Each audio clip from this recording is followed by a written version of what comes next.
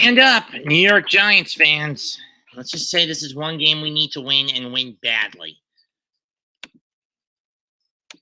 Especially for Daniel Jones, who's an 0 for 6 when he's on prime Monday Night Football.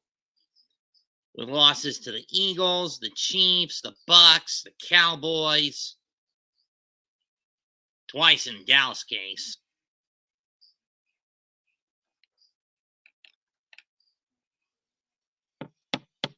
What's the other one against?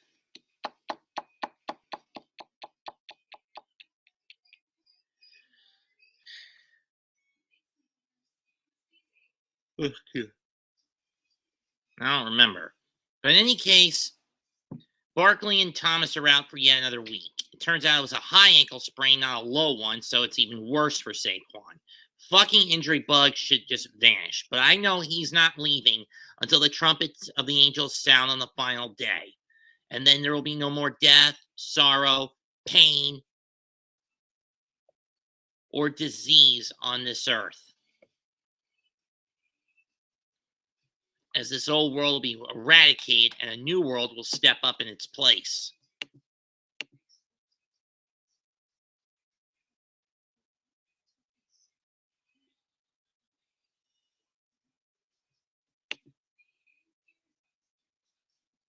Fuck the Spice Girls.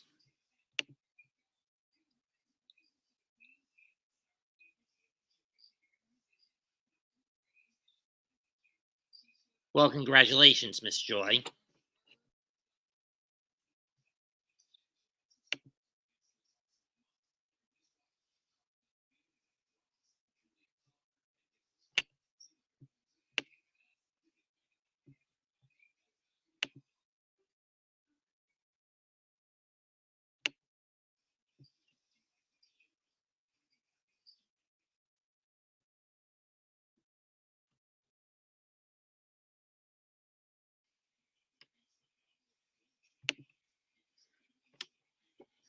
This is going to take a while.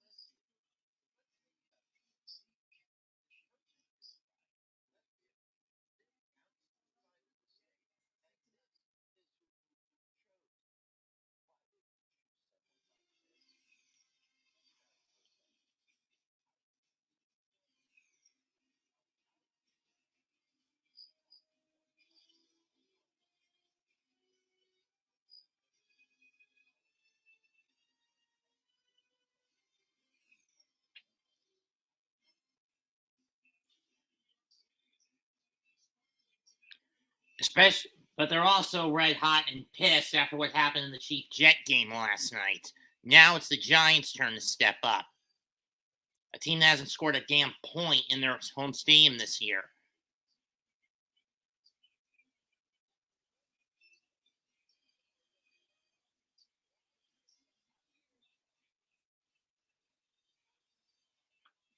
Now, here's the other question. Can Wink Martindale stop using the 3-4 defense and go back to a 4-3?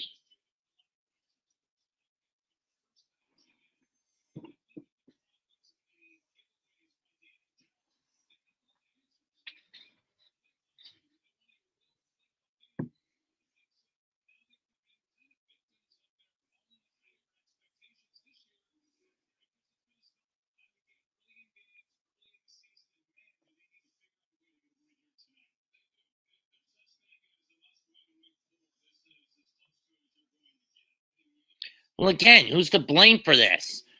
In my opinion, Bobby Johnson, because he's a fucking dumbass jabroni who keeps putting turnstiles instead of brick walls in front of Daniel Jones, so he can't get the ball. So he has to get the ball out quickly.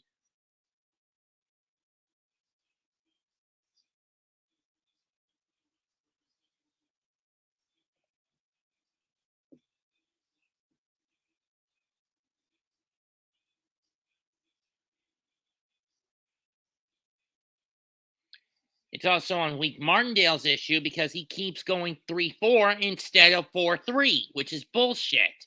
Looks like the Seahawks are going to be in their road whites tonight, with the Giants going to be in their home blues.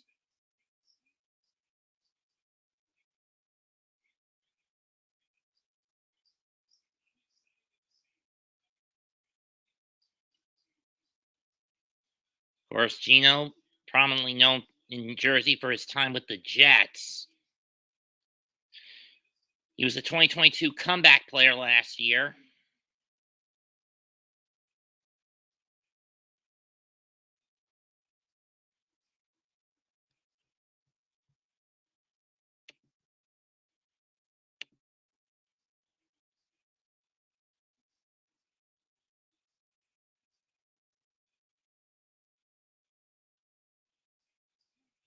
Yeah, where the Giants can't seem to get over the fact they basically don't have a right side tackle, and their left side tackle is basically MIA. Due to an ankle sprain.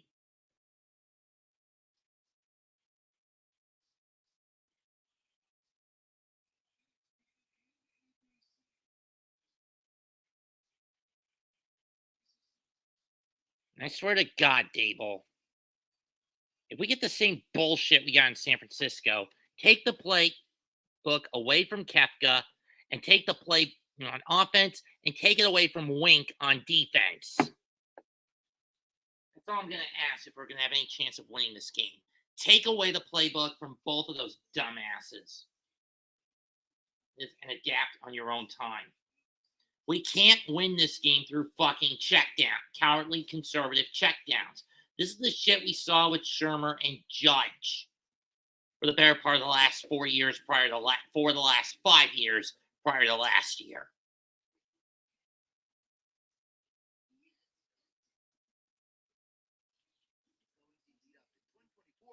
You're going to see things that you've never seen before. Think about what happened in 2020. When we entered 2020, all of a sudden we had a virus. All of a sudden the entire country was being shut down. All of a sudden they were talking about mail-in ballots. All of a sudden they were talking about drop boxes. All of a sudden they were talking about how they were going to cheat. And actually we were being messaged on how they were going to do it with the ballots. Going into 2024, what do you think is going to happen in the very beginning? You're going to see the economy start to really break down. You're going to see the wardrobes getting really, really loud. You're going to hear talks about cyber attacks. You might even see attacks on certain infrastructure. I do believe this is going to build and build and build. Plus, add on top of that, you have the cases with Trump, which is election interference January 6th, the Presidential Records Act, and what's happening with future games. You're going to see all this build up throughout the entire year. And we might see other things like bias and other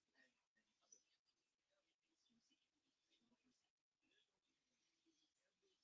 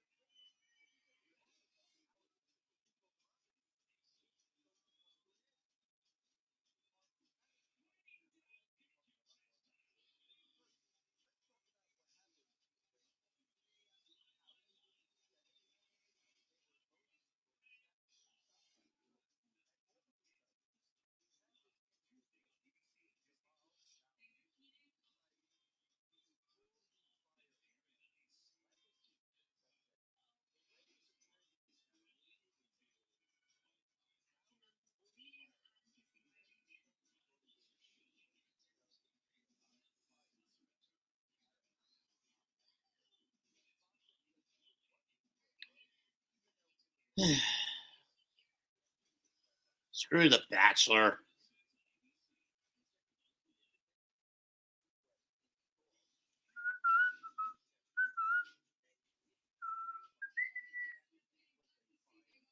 Of course, as we see with Gino the first 3 weeks,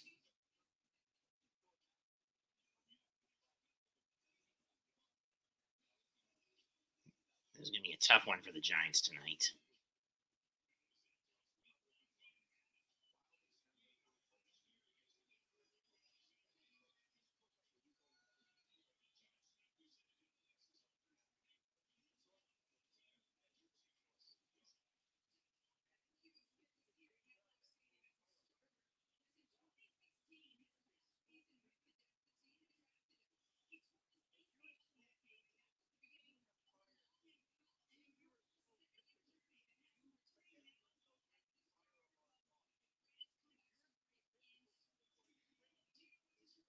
Gino will have a tough time tonight, I'll give him that much.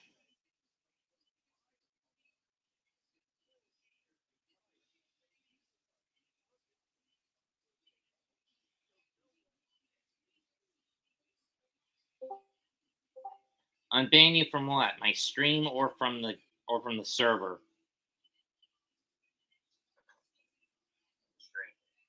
Oh. Under the condition, no porno shit and no trolling.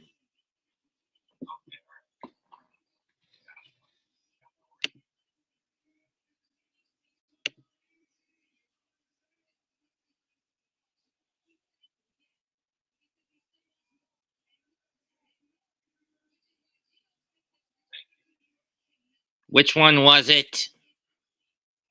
It's Jack, so. You're not on this list. Nope. See if we can see my message in like the chat.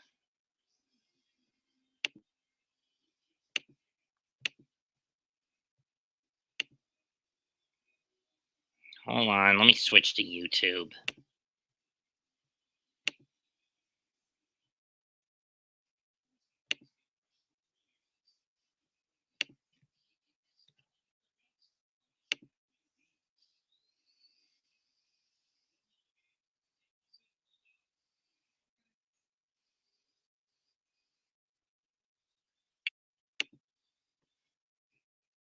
No, I don't see him. Let me see. Participants.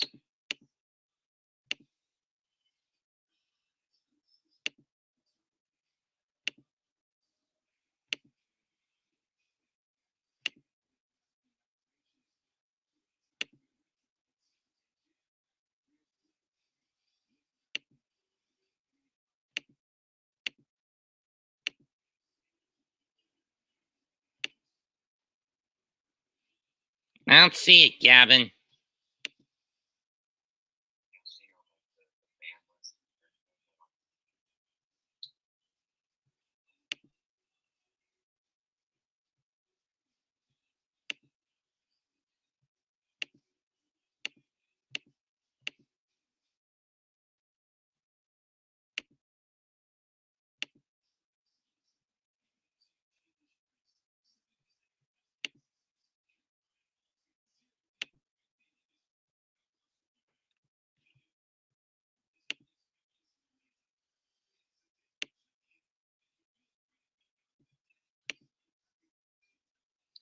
I wouldn't know where to go to find the channel ban list.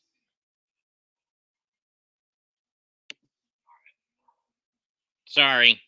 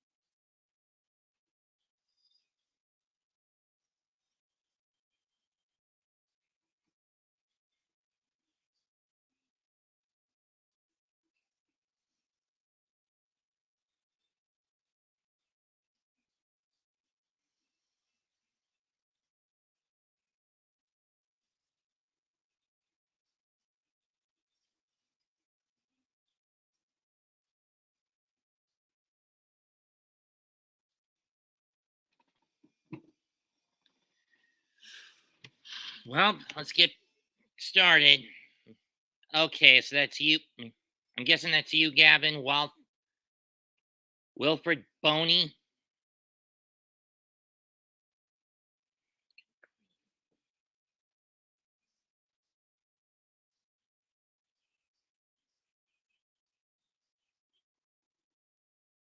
Yeah, reset button my ass. Seahawks coming off a hard-fought but well-earned win over Seattle. Giants trying to do something after getting bushwhacked, though not to the same level they got bushwhacked by Dallas, but still a bad bushwhacking at the hands of the 49ers.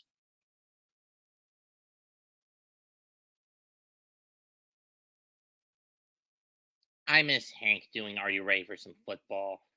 This slew of politically correct overkill activist singers, and yes, I am throwing old Snoop Doggy Dogg under the bus, just doesn't mesh. But then again, the NFL is a people-pleasing sports organization, more interested in placating into the casuals and the scabs, i.e., the people who don't give a damn about the games, rather than actually listening to the passionate fan base. It's the same thing that's doomed the NASCAR. It's the same thing that's about ready to doom the NBA and the MLB. The only sport that, to my knowledge, for the most part, does not choose to be a bunch of fucking people pleasers is the NHL. When does that get more? Why doesn't hockey get a lot of love?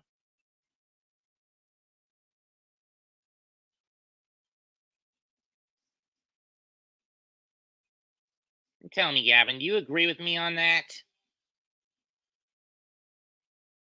Because I know that's you.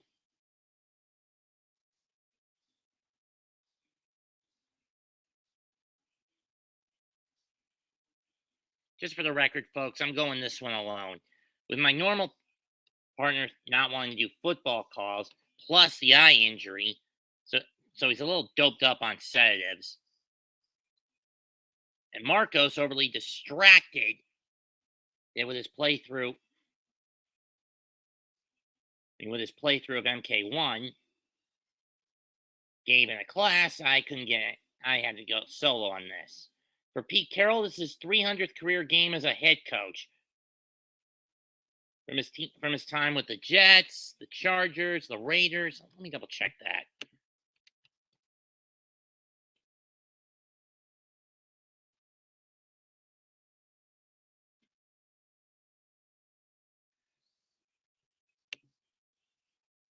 Giants will get the ball first after the Seahawks won the flip, and they're going to defer it. Okay, so his career as a head coach, 93 to 94, he was the coach of the Jets.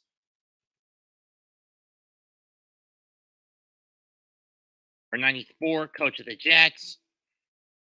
95, he coached the 49ers as a D coordinator. 97 to 99, he was the coach of the Patriots. Then he got shipped out to the USC Trojans up until 2009, where he got picked up by the Seahawks and won it all in 2013 with them. Kicks away. Not a very deep kick. Gray will get it at the edge of the.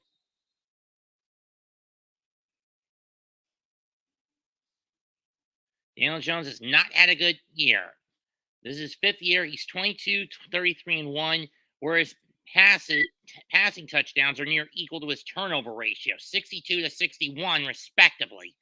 And once again, no Saquon Barkley, so he's going to have to rely on the duo of Matt Breida and Gary Brightwell for as much as he can.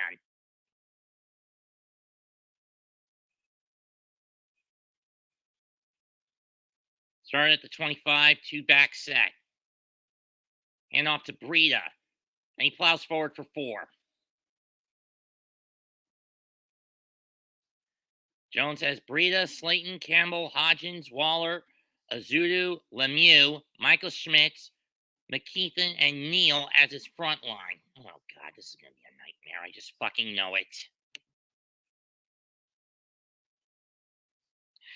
Gavin, I said no fucking porn joke accounts.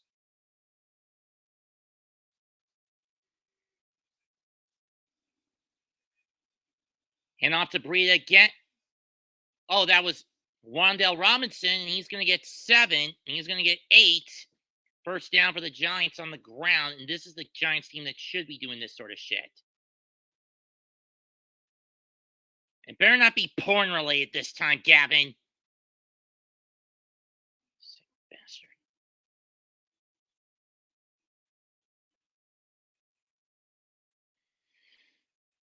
From the 37-yard line. Make the handoff. Jones gets free. Fires it to Bellinger, and he's going to get 6, maybe 7. Okay, it was 6.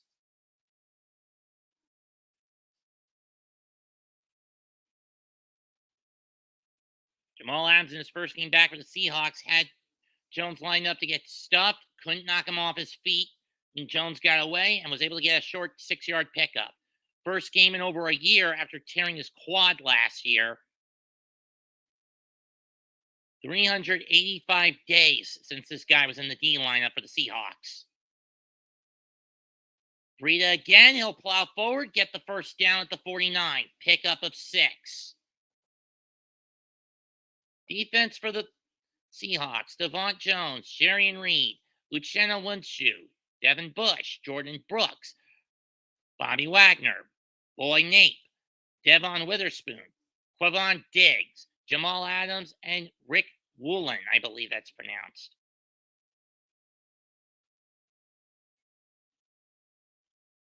From the 48. They get a handoff.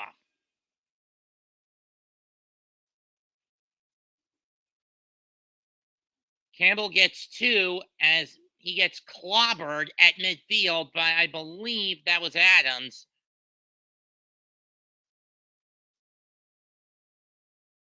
Dark Monkey's better, as long as it wasn't a racist comment, a racist name,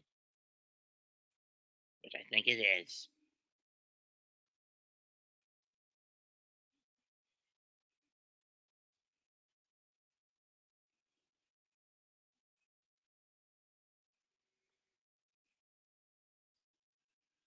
In office to Breida again, and this time he's only going to get 2.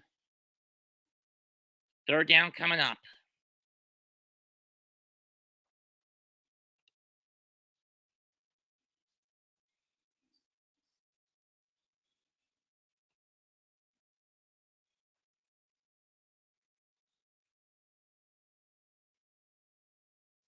Caught by Robinson, and he's going to step out the 37, pickup of 11. Let's go.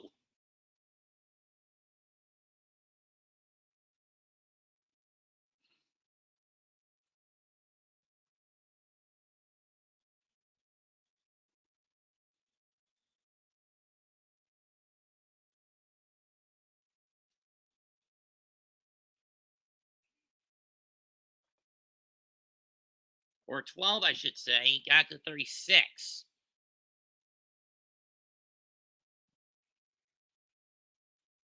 Pick of the handoff. Throw it, Jones. And instead, he's just going to get run out for a loss of 1. You son of a bitch. Sorry, Gavin. Can you blame me? Most of your other names have been a little suspicious. That said, loss of 1 is Jones didn't get rid of it and got chased out a yard behind the scrimmage line. I really hate those community patches. I mean, this is supposed to be Breast Cancer Awareness Month, not Train Community Awareness Month. Love of God. Jones gonna bolt, and he's gonna get, I think, 10, maybe 9. I couldn't tell. And Adams is down. A little dizzy trying to get himself up, but he is up, so I don't see him being out for more than a play.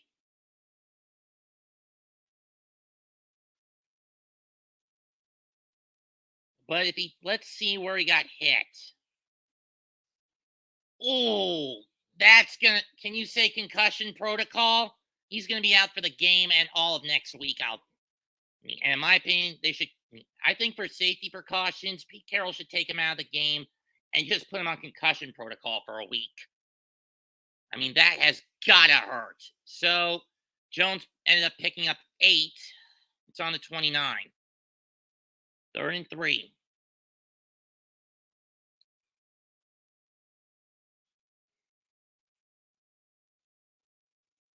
Handoffs to Brightwell, and he's only going to get 2 out of it.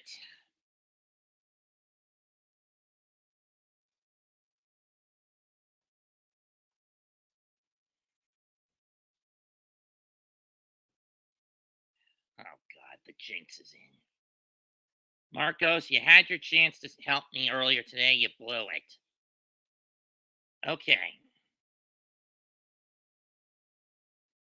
15 straight 3rd/4th and 1 conversions for the Giants. This is a pretty long one from the Seahawk 27. Personally, I would have preferred taking the field goal at this point. Didn't make it.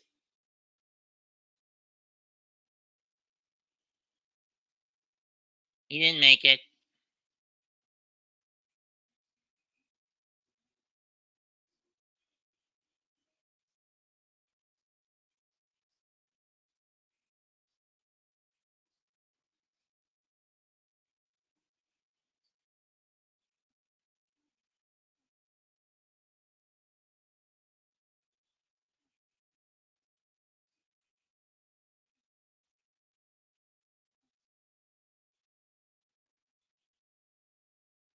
He didn't get it.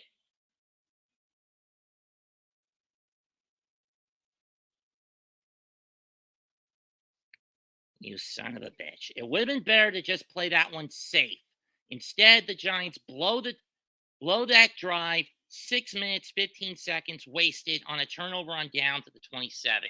It would have been better to just play that one safe. I'm gonna think of it. I think Blake coming in, Marcos coming in here is one of the reasons it failed. Marcos, I'm gonna have to ask you to leave. Leave if you are the jinx I view you to be. Now get. Sorry, I don't want to do that, but you're gonna have to leave, Marcos.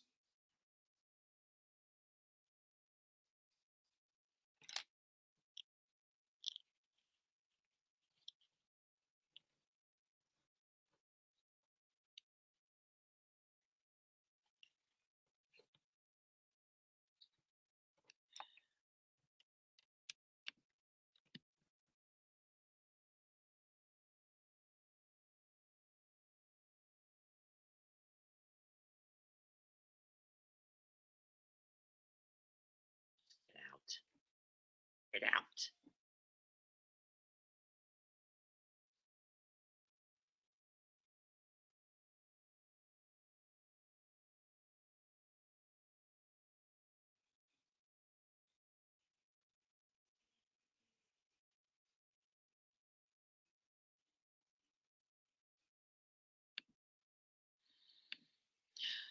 Seriously, Dable, I get taking risks, but you don't want to do it that early in the game. Seahawk D was prepped for that. I would have been better off. You would have been better off just going for the 45-yarder and going up 3.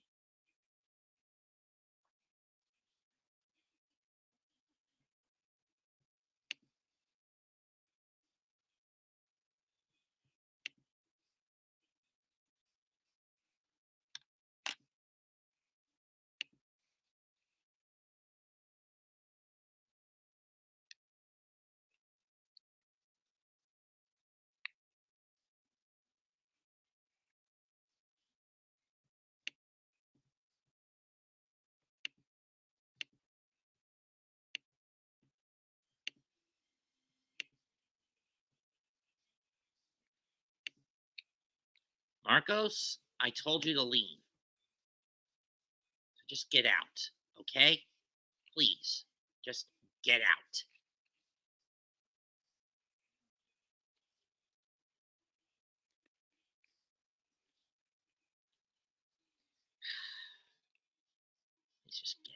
Bad luck charm. 1st and 10 from the 27 of the Seahawks for Geno. Pitch. Stuffed. Loss of 1.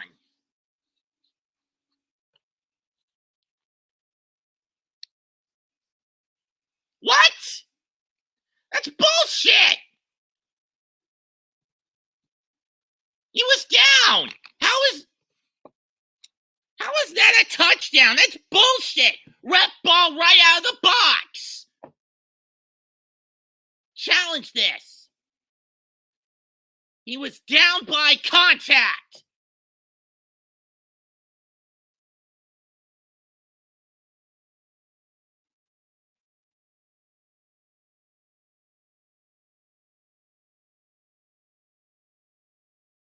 Nope.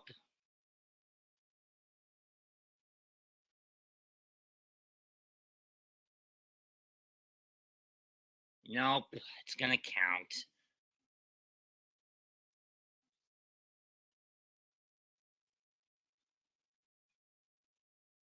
Oh, the right elbow did go down. That is down by contact.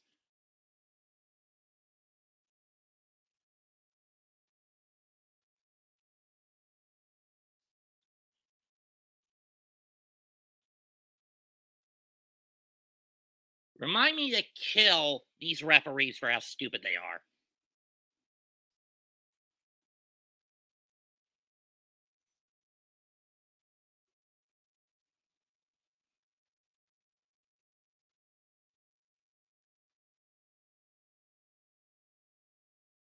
Right there, the elbow hits the ground. That is a down by contact, not a touchdown. This fucking ref is blind as a bat.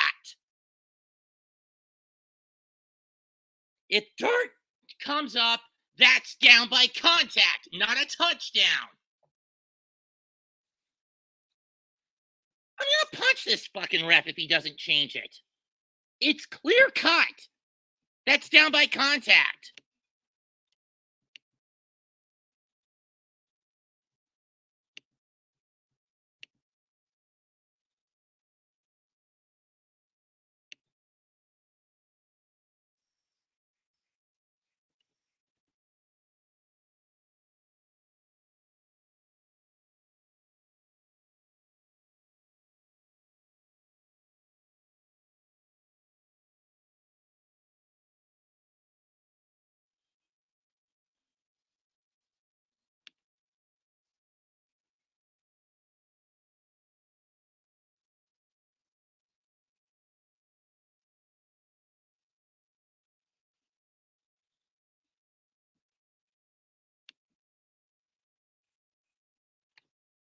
I mean, seriously, how could a ref be that blind to not see the elbow fall and hit the ground?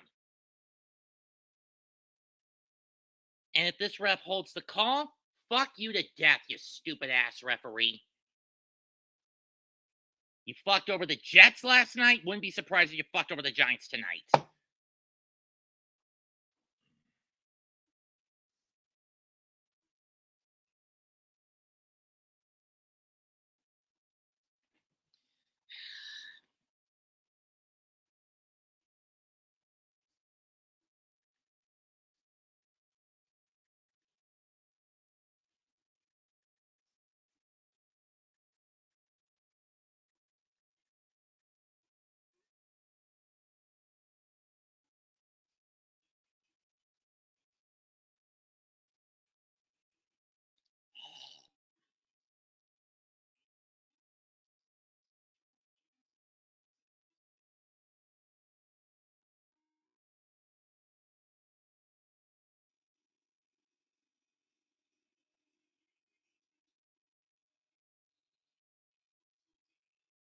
Thank you, you son of a bitch. That was a loss of 2. Smith fumbled it, gets it free, and it gets back to the line of scrimmage, so no gain.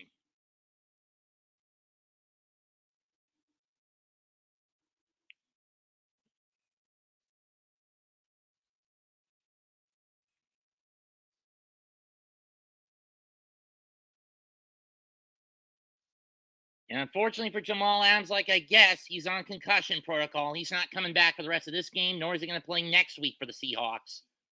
Thibodeau get big stuff by Kayvon. Lost a 6. Second of the year for Kayvon. There we go.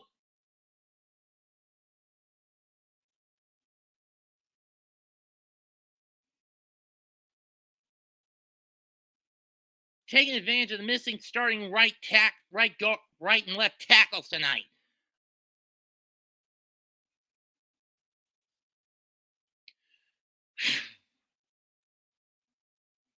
And the Seahawks will kick it away from their own 19. Kicks away. A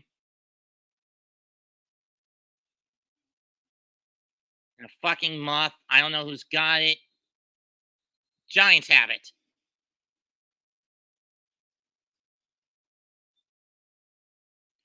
Whew.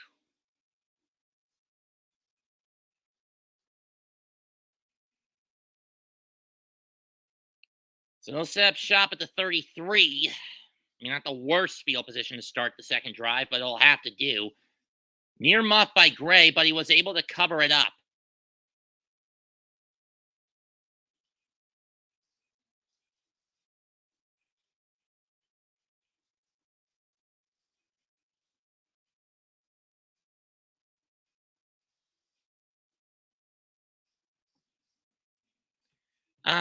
No, Evie, that was for a baseball playoff prediction I was doing earlier.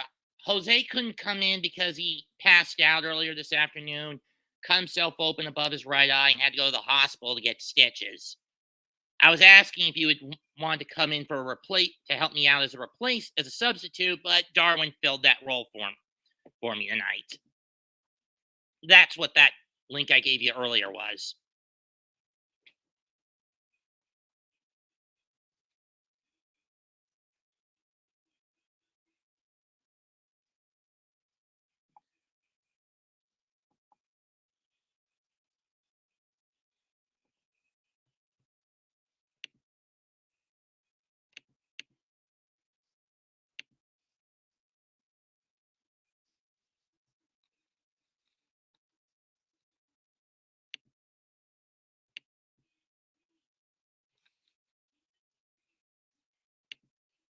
Oh, sorry. Didn't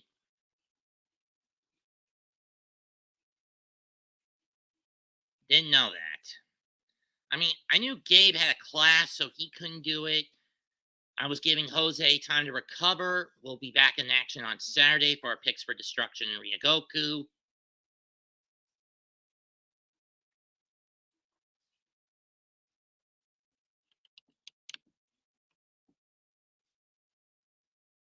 Speaking of which, I gotta do that card. I gotta fill in that card for that show.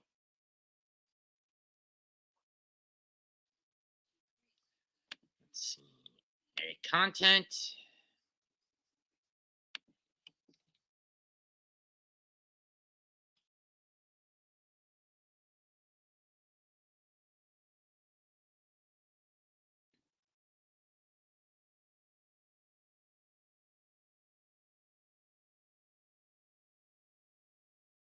Oh no. That's not a good sign. And now it looks like that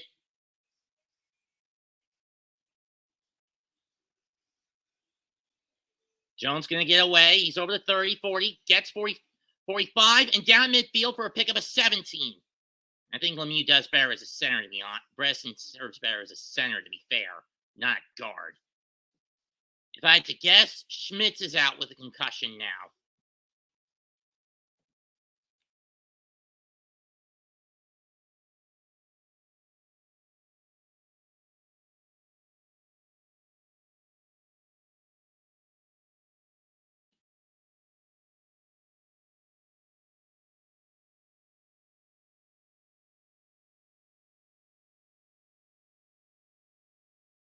Oh, he got 16, excuse me.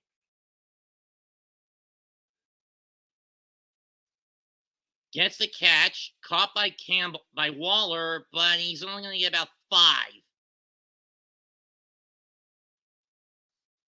or 6 based on forward progression where the ball was at.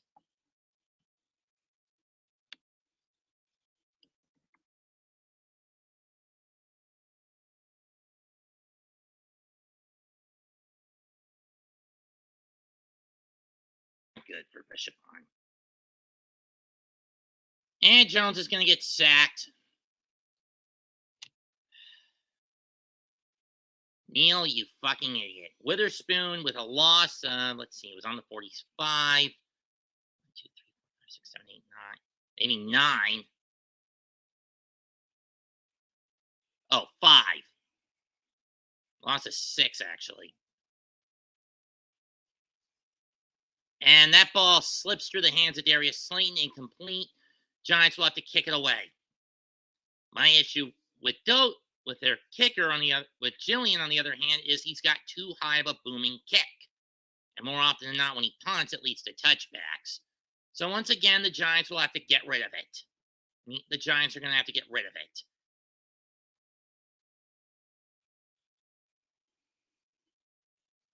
Kicks away, not too deep. And it goes in the end zone for a touchback.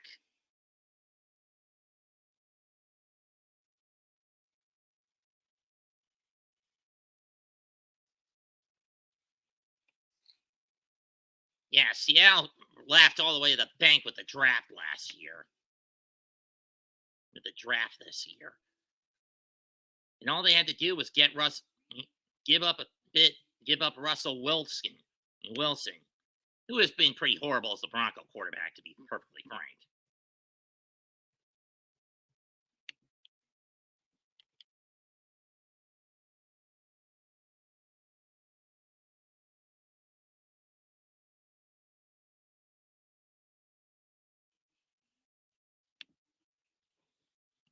Fuck you, Taylor Swift. And I mean that in the negative sense, not the positive.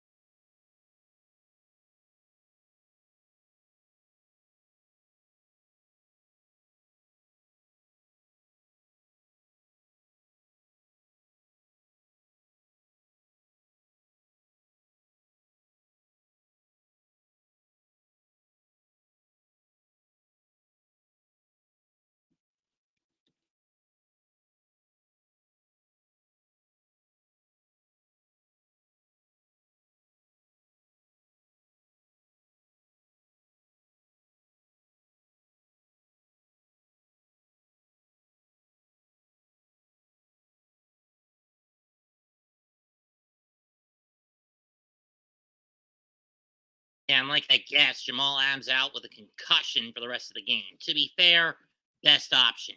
Let's see this hit again. Oh! I mean, you could see he was pretty much dazed and confused when he walked off the field and was forced to the locker room. Seattle will not be using him next week in their game against, I don't remember who they're up against. Handoff, faked. Smith gonna fire.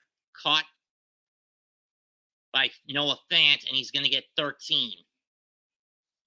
First down of the night for the Seahawks.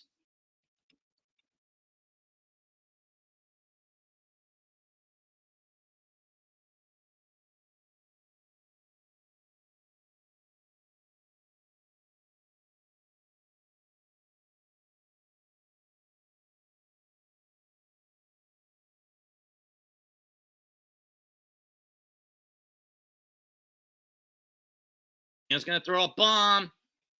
That's going to be pass interference. It'll be Adoree Jackson. The Giants just made a big fuck up. Pass interference, defense 22. What the hell were you doing, Adoree, you son of a bitch? Just say it, Rodgers. Just get out. Oh, so it's an offset.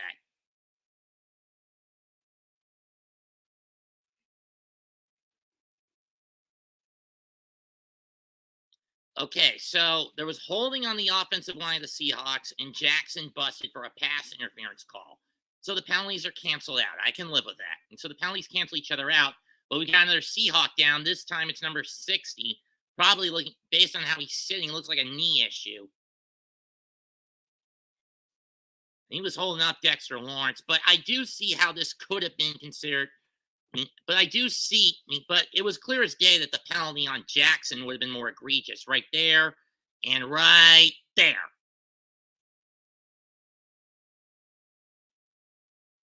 There, the pass was intended for Ty Lockett.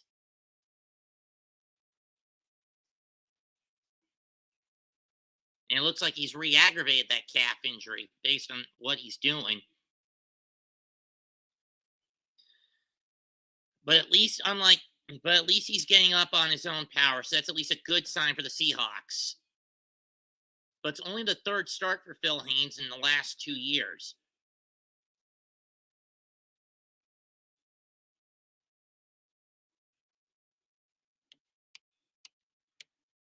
Here's Anthony Bradford, rookie, 4th-round pick in this year's draft from LSU.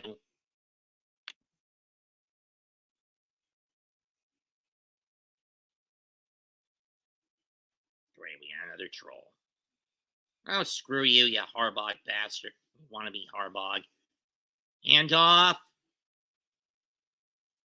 And Walker's going to get about 4, but we got a flag. This could be coming back. And it is. And that's Bradford. I mean, rookie mistake. Can you blame him?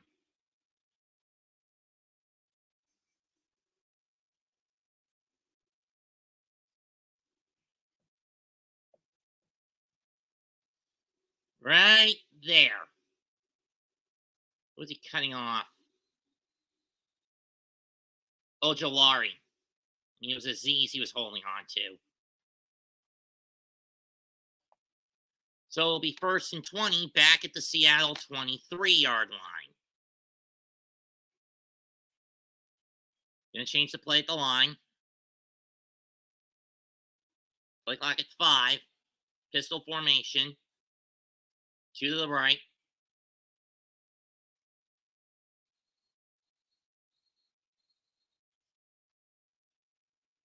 So who jumped? Giants or Seahawks?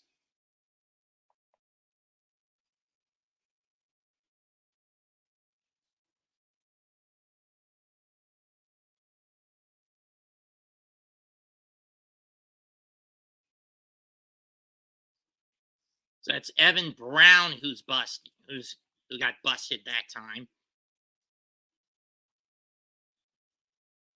So let's see. Yep. Ducked his head down. That's considered jumping the gun. I don't know how that counts as jump as a false start, but whatever.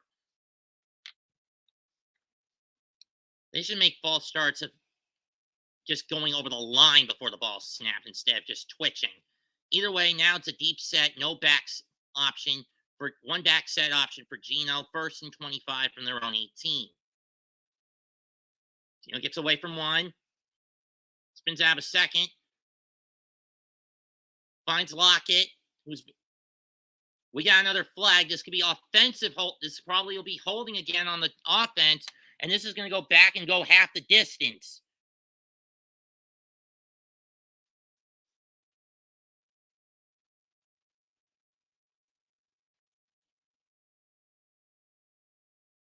Well, either way, it's going to be called that.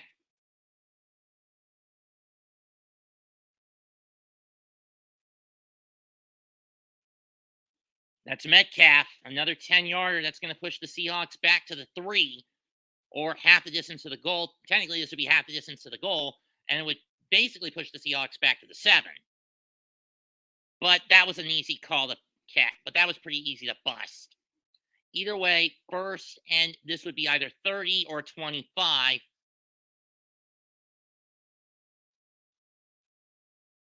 Technically, it should be first and 30, but whatever. And a pickup of 2 for Walker. Or 1. Big takedown.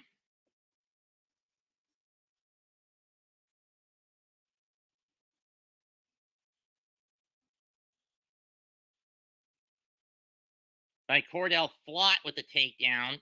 Gain of 1.5 yards.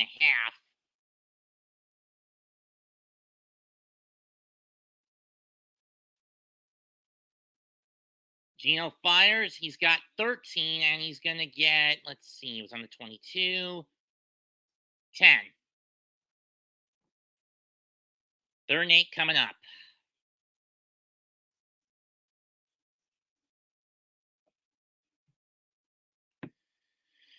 Now, where was I with this?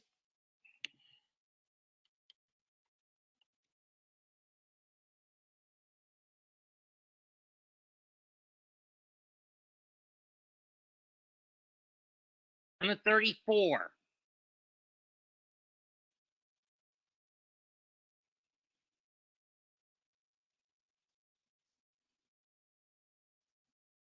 And Metcalf manages to catch it at the 46. Pickup of 11.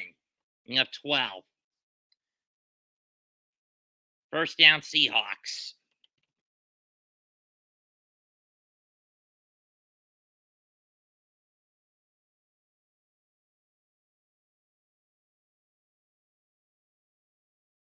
Oh, it was incomplete. Metcalf stepped out of bounds. He got busted.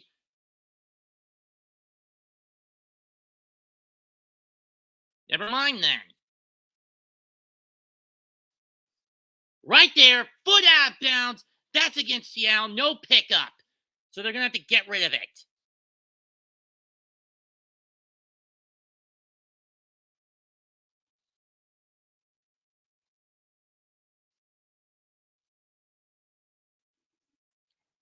Man.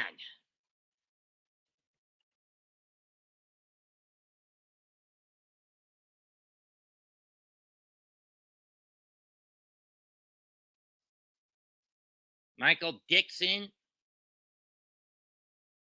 That kick nearly gets blocked. Jackson back. And he'll fair catch it at the 14-yard line. And he's going to fair catch, and Adoree fair catches it at the 14. He's not running the risk of what happened last year, and I don't blame him. A little over a minute to go in the first quarter. We're scoreless. It's been predominantly defense that's been playing it up for the G-men so far. They've had some decent offensive plays, but not able to capitalize on them.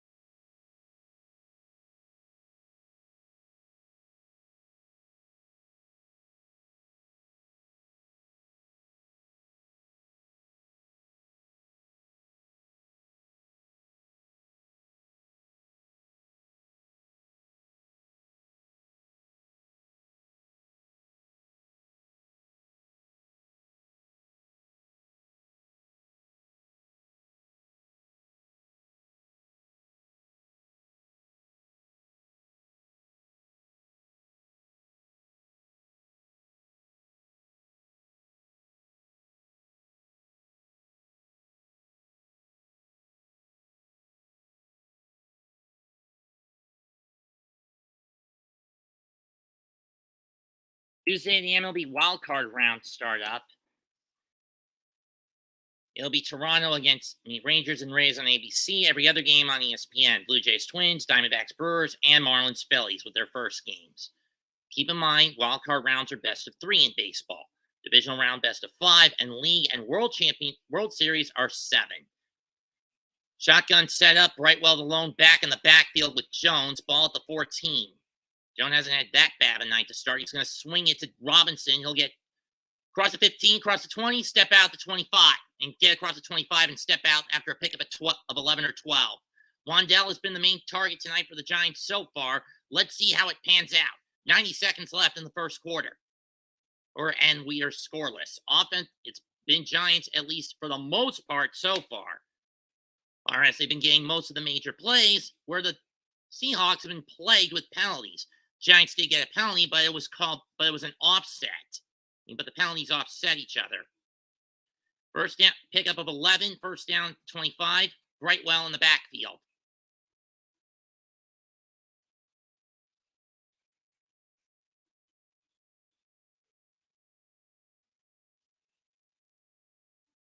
And he fumbled it.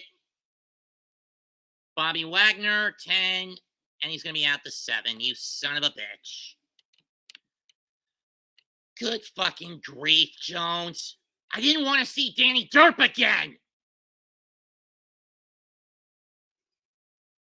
But then again, when we have as shitty of an O-line as we guessed because of the injury bug and the fact that, again, Bobby Johnson needs to be put in fucking camel clutch.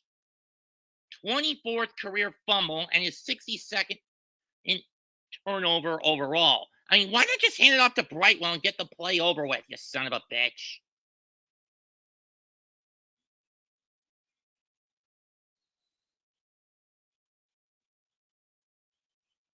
And the Seahawks will open up shop to start the second quarter at the 7. Or at least get it in before they get. We'll start with first and goal from the 7.5. This is going to be too fucking easy for them. Remind me to kill Bobby Thompson. Johnson, whatever his name is. Stuffed at the line. That's going to be the last play. One last play for this quarter, I think.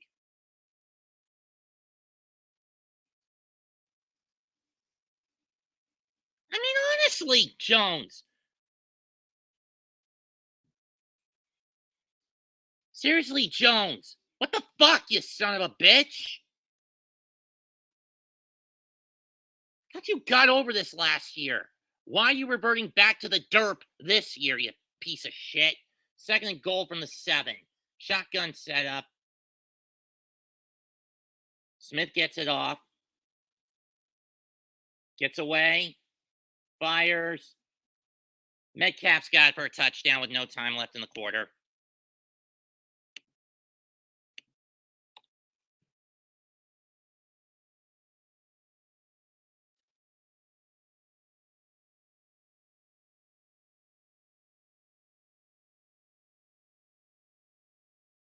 Well, after we get the PAT, it'll be over, Joe.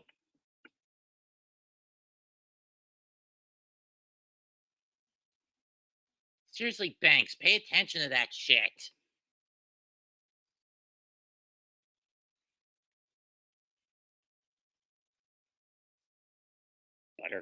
Danny Dumbass rears his ugly head, kicks up and good, like I guessed. We'll go to the second, 7-0 Seattle. I swear, this Reggie Gigas level of slow start creep rears its ugly head again. This is the same mantra the Giants had last year, and only difference is this year, Jones is regressing back to what he was from 19 to 21. For the love of all that is fucking holy.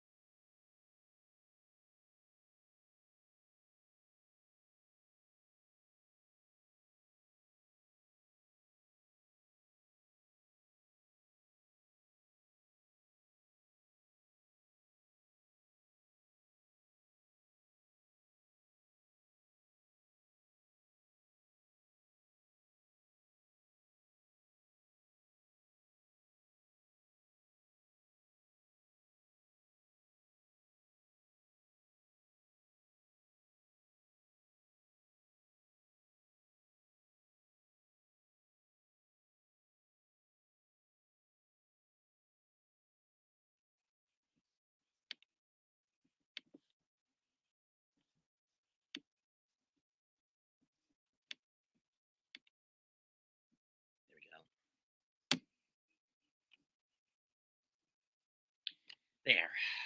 Cards loaded up.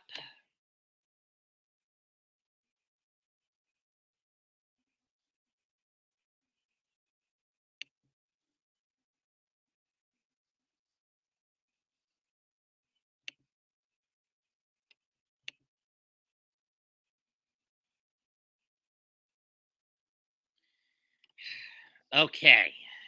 Kicks away again. Gray will get it at the 2 on the bounce. 10. Cuts around 15. And he'll get it and he'll push it to the 20. Let's see if Daniel Jones can rebound after that fuck up.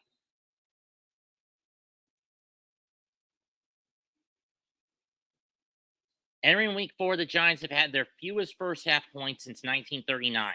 Only 6. Their only 6 points came last week in San Francisco, both on field goals, and it seems like we're going to get a holding call. It's going to push this back to the 10.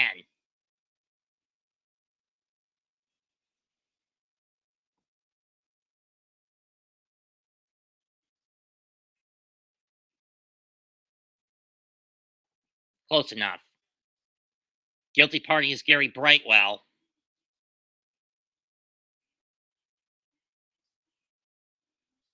Yeah, that was not called for, Gary.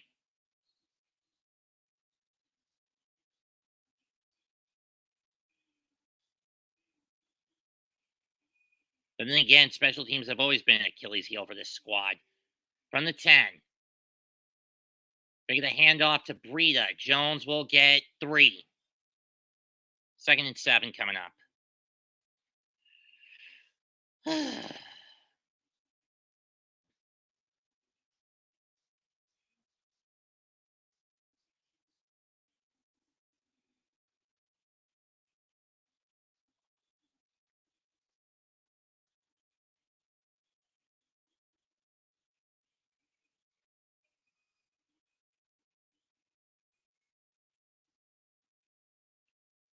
Hand to Breida. He's going to get 4.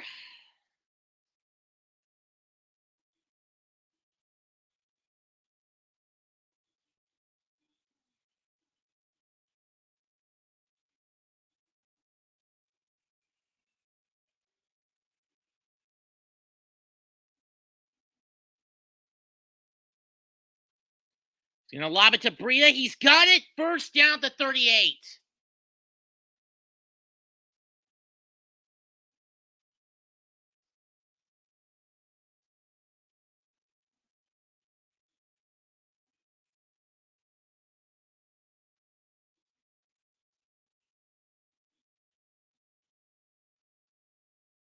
Or to 37.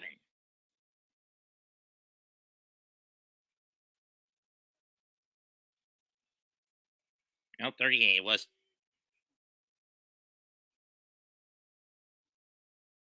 Breida will hand it off, and he's going to get 4, maybe 5.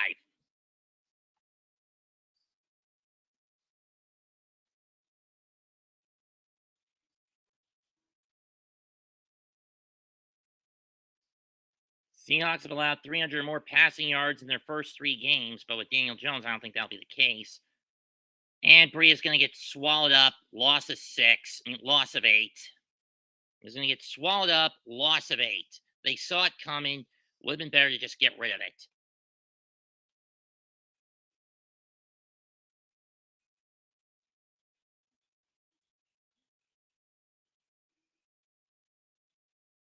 Should have known it'd be you, Bredesen. Neck to noose, you little bastard. So it was a loss of 6. Excuse me.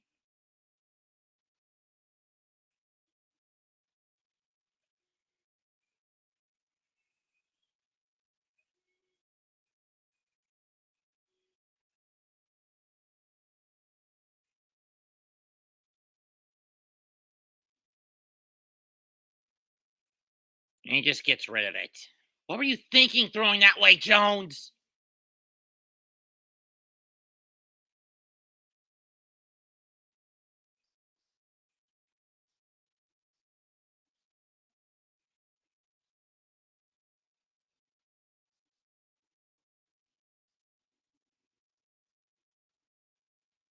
Seriously.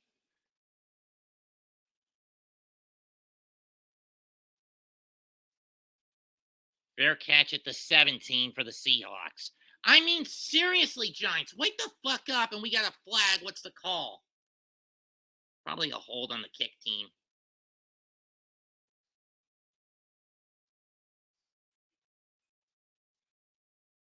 Ineligible man.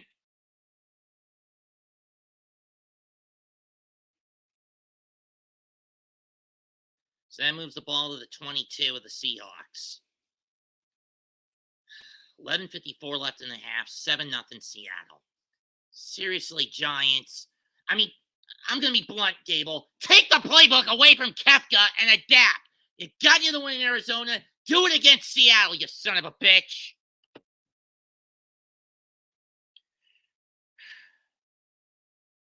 I mean, honestly, that worked for you before. Maybe it can work again. Just rip the playbook away from Kefka next week. Just do that.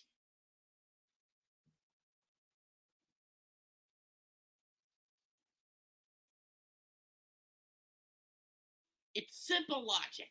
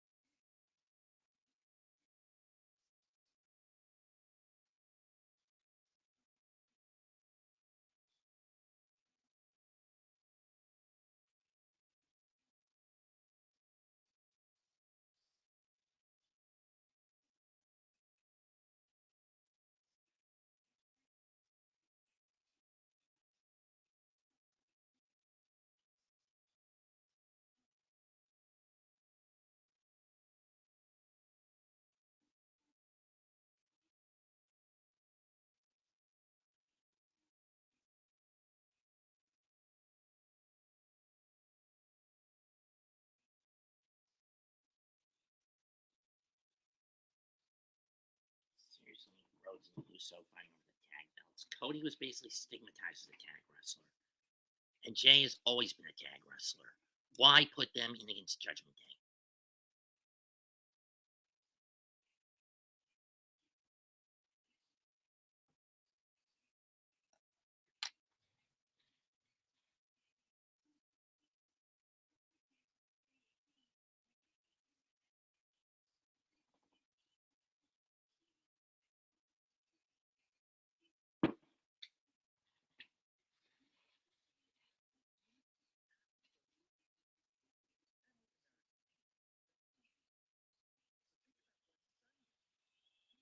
First and 10 from the 22 for the Seahawks. Smith fires. It's caught by Metcalf for a first down. And now the downward spiral begins for the defense. Pick up a 17.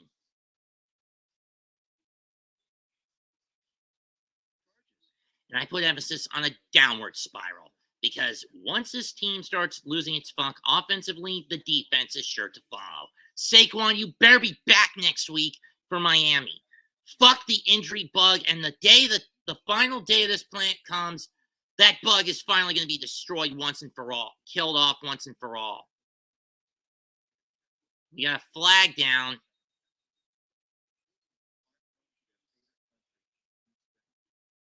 And a hold on the Seahawks.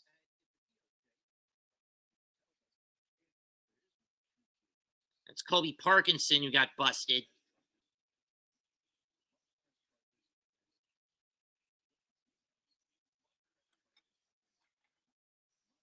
So this puts the ball back at the 27 of Seattle.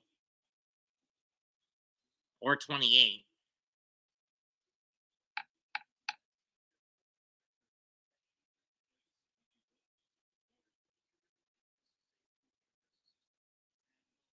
That fumble being the lone difference maker so far, or in this one.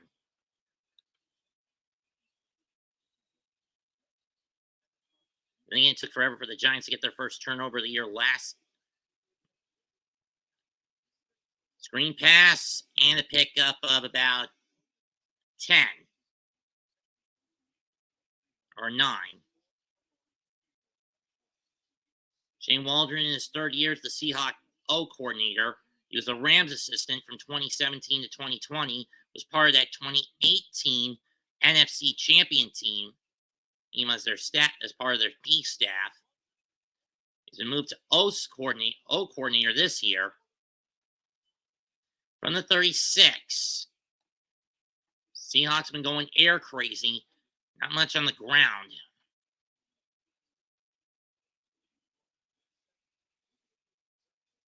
Pass bad up. Smith gets it back. He's going to be forced out the 35 for a loss of 2. 2 in a ball that got bounced back to him. Davidson shoving him out.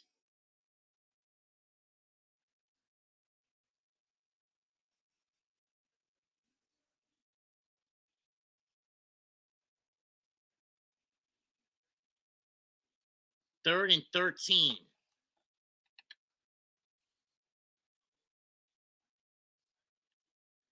Uh-oh. Looks like Gino's gimping. Gino is limping. Looks like it's an ankle issue. I can't tell.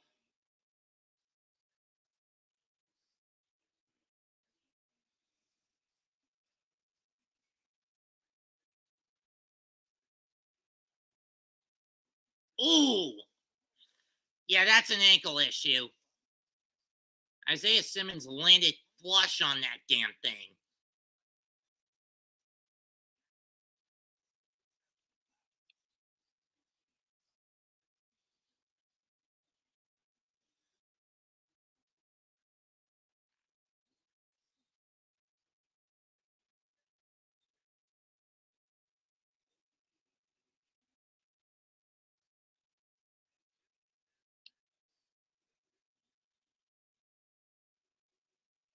I mean, if he's mad at Simmons for landing on his foot, that's fine, but that doesn't justify going across field to scream at the Giants. At least in my opinion, it doesn't justify it. Let's see this again. Oh, he's saying it could have been a horse collar, but I saw the hands be completely outside, not inside the jersey. And then McKinney starts jaw-jacking with him. But in any case, 3rd and 13 from the Seahawk 35. They got to get to their own 48 for a first down, and it's a zone setup, and I don't like this. And Thibodeau, oh, he almost picked it off. Damn it. He juggled it, and it hit the ground. Fuck. Because he would have been all the way for a touchdown.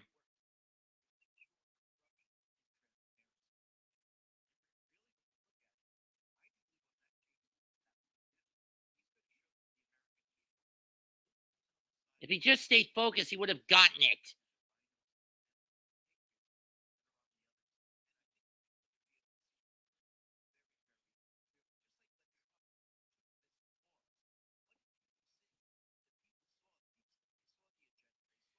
Damn it. Kicks away again.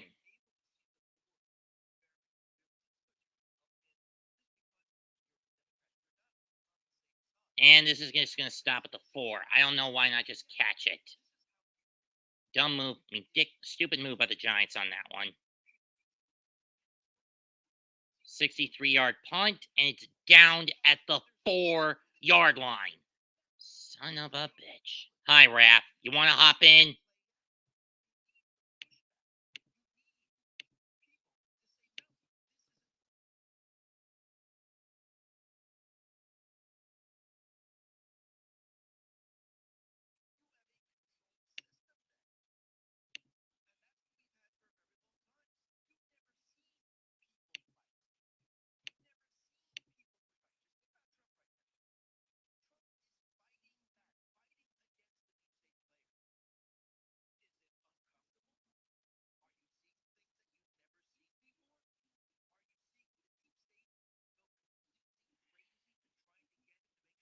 No, Gavin.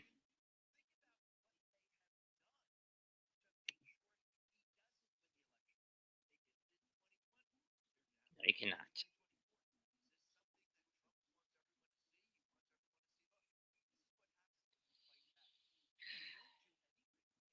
Sorry, Evie. Maybe a lucky charm in some cases, but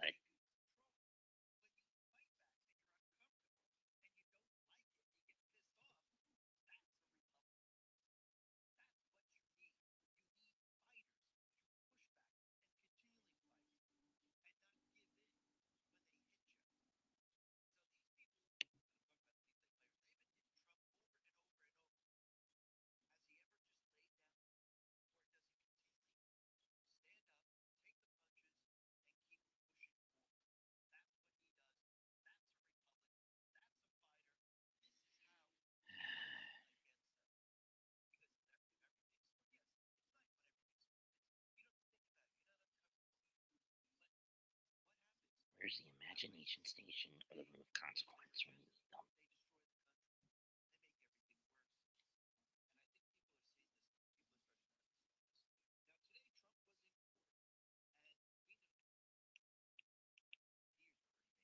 Week 5 next week, it's Packers and Raiders from Sin City. Of course, most people are going to be focused more on the Cowboy 49er game next Sunday night, which will be a dogfight. And let's see if Mike McCarthy can exercise the 49er demon he's had to deal with the last couple of postseasons. You gotta be kidding me. They spotted at the 2. For the love of all that's holy. Breida in the backfield.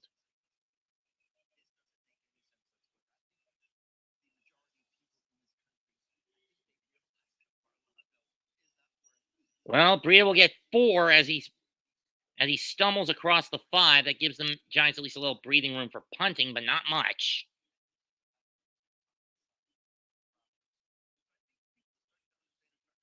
Well, we got 3 actually, so they spot him back at the 5. Ow, my neck and back. From the 5-yard line. Pistol formation, 2-back set.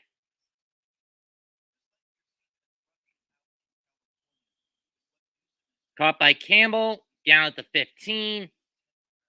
Oh, sorry, that's Hodgins. He'll get 11 out of that.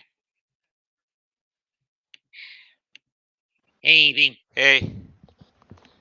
So, This game's been bullshit. yeah. For me, I'm having webcam issues because I'm trying to put the Jet game was bullshit enough last night. I didn't even call that one. I see. I mean, ref ball basically ran amok in the final drive of the game. They get the handoff. They're going to give it to Campbell. Flag. This is probably coming back for a hold and half the distance to the goal line. Pick up a 5. I mean, the hold was right there, so nope. No reason to bitch about it. And Dable knows it's a hold. It's going against Hodgins, I'll bet.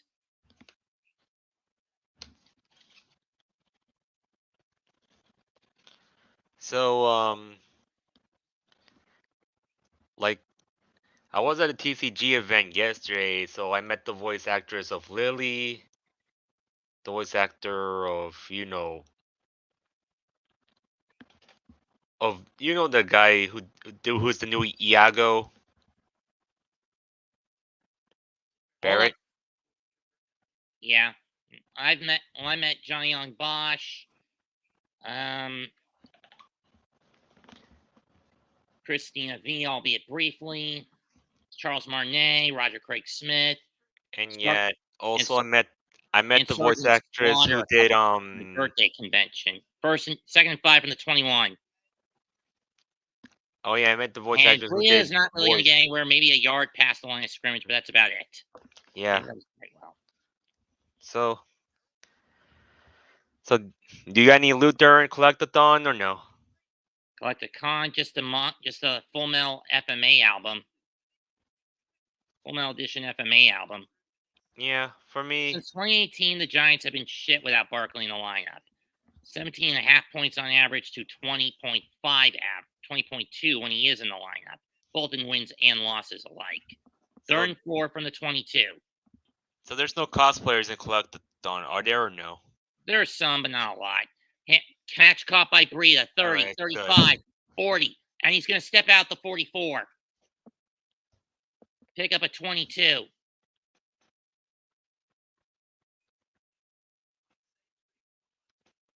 Can we focus on the game and not on our cosplay habits? I know. So the Giants are still losing again, right? Yep. That Bree's been their Yeah. only offensive tool. 19 yards on the ground, 45 in the air.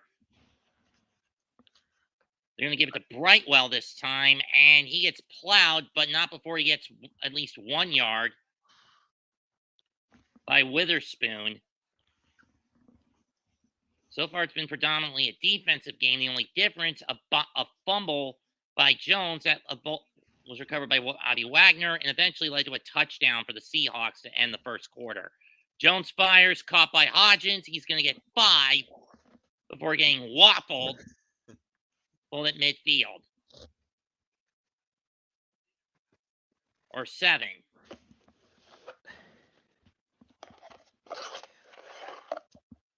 So it'll be 3rd and 2.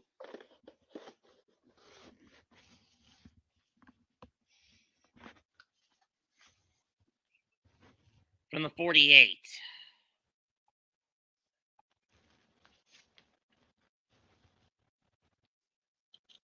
Low snap, fires, caught, first down. Wandell Robinson in the Seattle territory at the 40.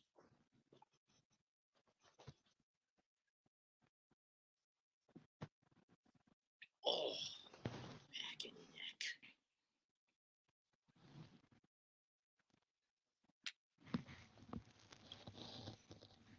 Yeah, that was a sloppy snap by Bresson. He's been throwing it too far to the right instead of going it down to the left, instead of going down middle with it. And with the snaps.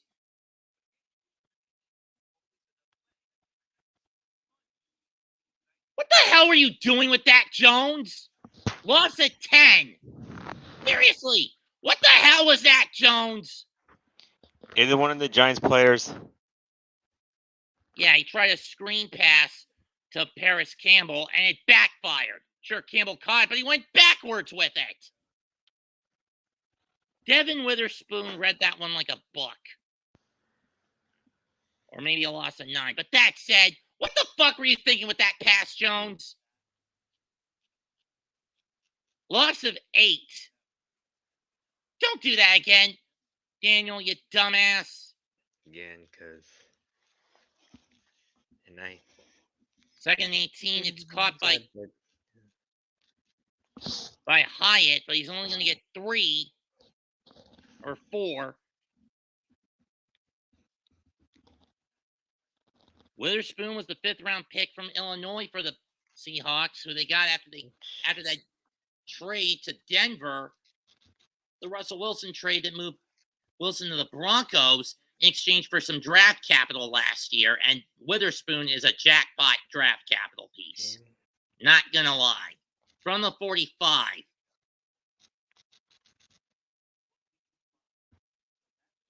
Caught by Campbell.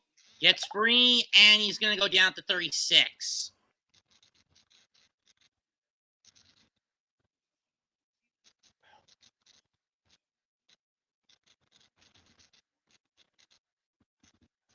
From 54 is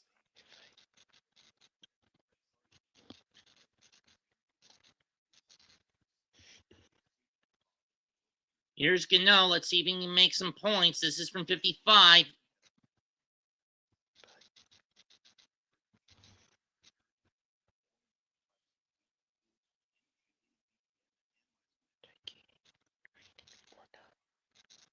Got it. Just got inside the right hash mark, right upright, and the Giants are on the board with a field goal. 3:05 left in the half, 7-3, Seattle.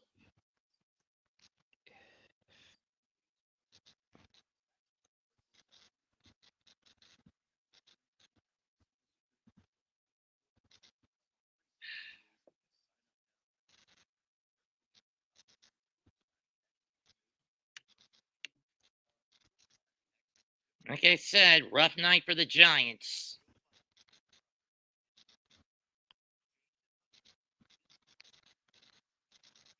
That one looked like it was going to doink.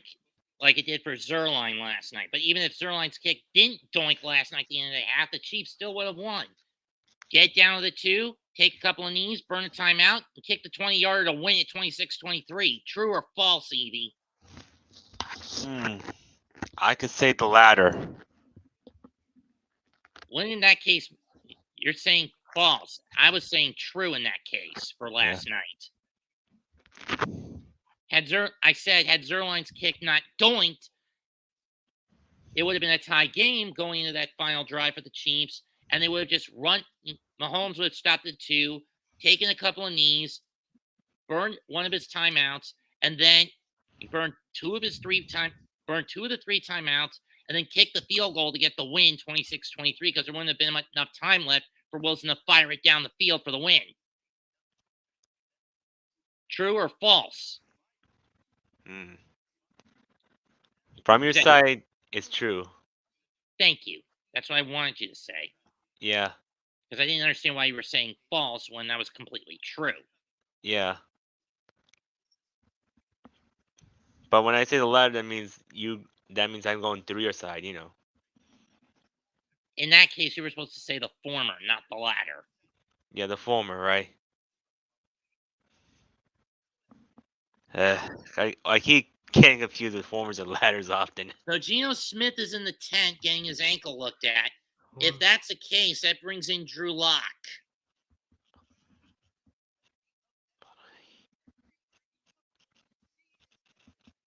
I mean, with that ankle aggravation.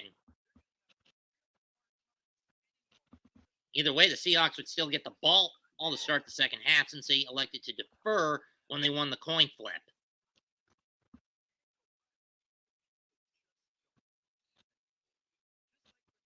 .305 left in the half. Seattle 7, New York 3.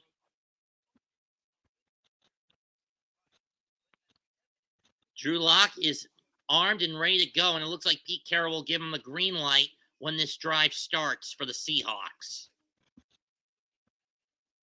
Kicks away, and it's going to go into the end zone for a touchback.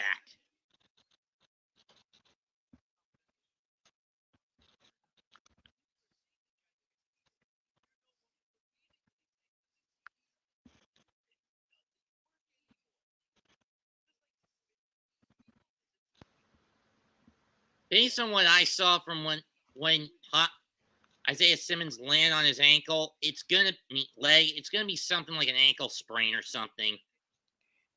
Know what I mean? Yeah.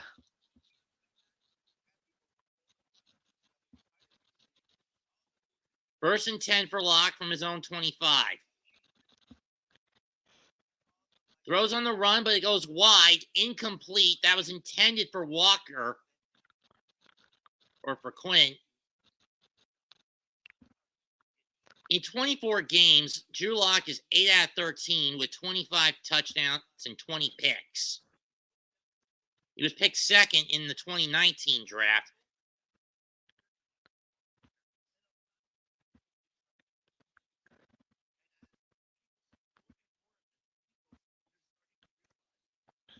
Lock gonna bolt, and he's gonna get the first down, sliding down to 37, pick up a 12.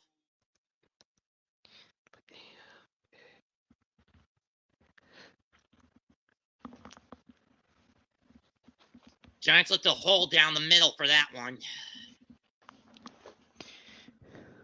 First and 10, empty back set. Ball at the 36, so they gave him 11. My bad. Caught by Metcalf. And he's going to be pushed out at the 48, pick up a 12. That was David Banks who forced him out.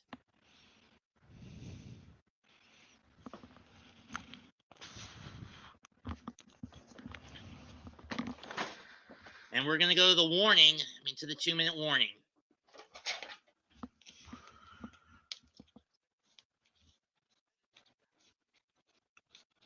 And you can see Geno is clearly limping on the sidelines. You got to wonder if that ankle is going to bother him the rest of the game. We know Locke is only going to play this drive at most. We go to the warning. 7-3, Seattle.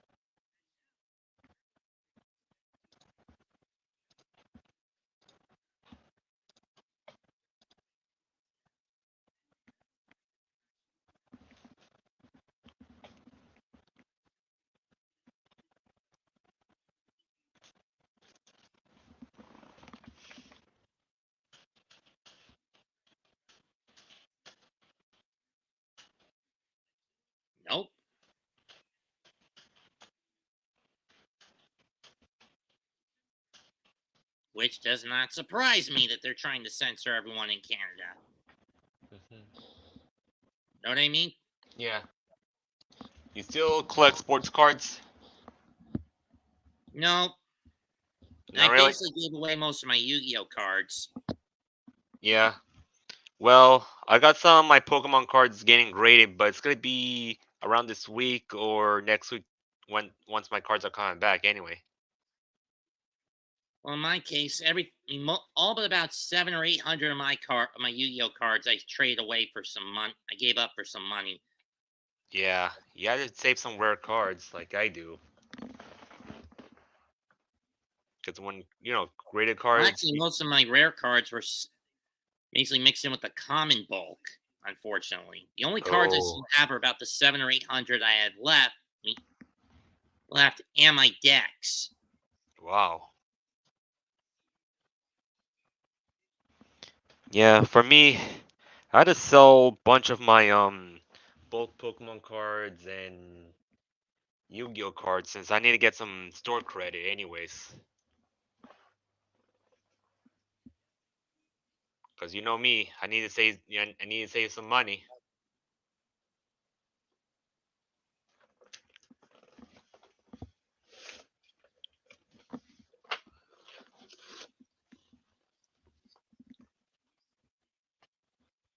Like I'll show you the bulk. See? Okay, Smith is going to the back to get his knee looked at, so Locke will remain in for the rest of the game.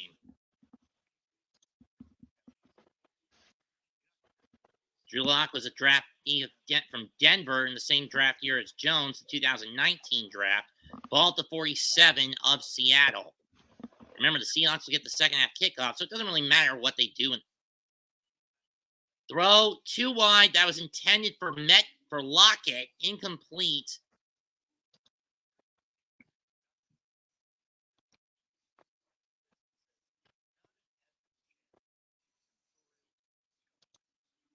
Locke was acquired by the Seahawks in the trade for Russell Wilson last March, mostly to be used as a backup for Geno. And let's just say the Seahawks ran to the bank in this year's draft for him. First and 10 from the second and 10 from the 47. Rolls left, fires. Incomplete again. This on the number 11. I think this is the main weakness with Lockett. He overshoots his receivers, or at occasion he throws it too wide. Would you agree, Evie? Yeah. You watching the game? Yeah. 0 for 3 9 on third downs are the Seahawks. On average, they've had to deal with 11-yarders. So at least for the Giants, the defense is holding up. If it's the offense, it's been a pain in the ass tonight.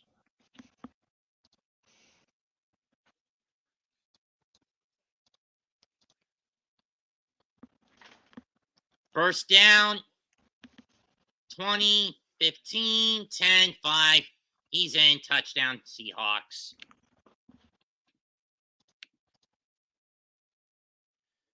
Me and my big fucking mouth. Noah Font goes 52 yards with it for the touchdown.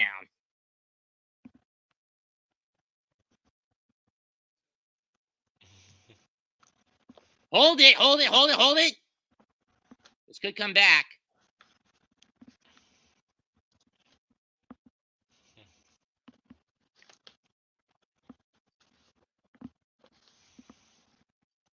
Me down at the 1. Never mind, but they'll still get in anyway, if you ask me.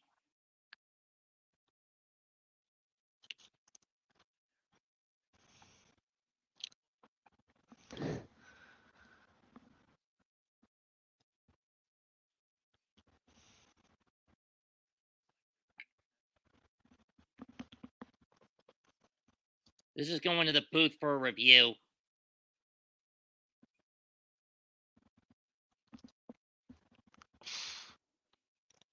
Just put it under review, you sons of bitches.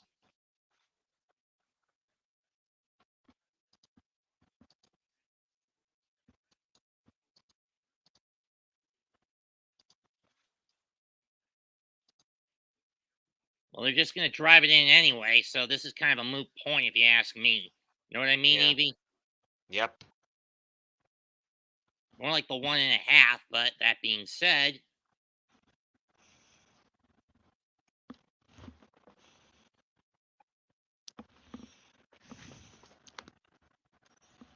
so it's a pickup of 51, not a 52-yard touchdown, and the Giants will burn their first time out.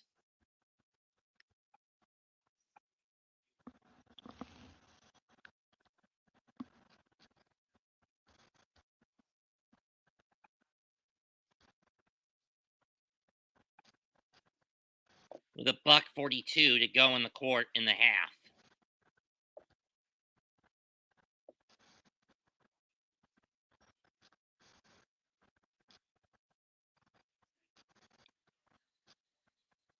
Son of a bitch.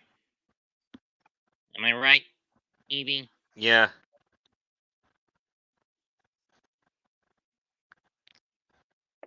We really need this team to fix this Reggie Gigas slow start on both ends of the ball. The sooner we get Barkley and Thomas back, the better. First and goal from the 1.5. Handoff, touchdown, Seattle.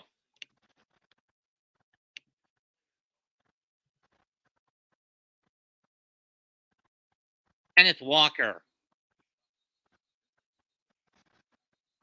It looks like both sides are going to get hit for unnecessary for unsportsmanlike conduct.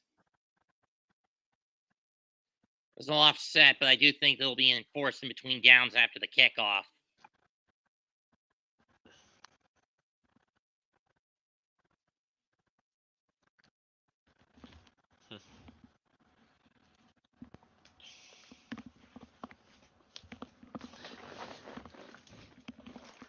Both Bradford and Williams are going to get busted for this.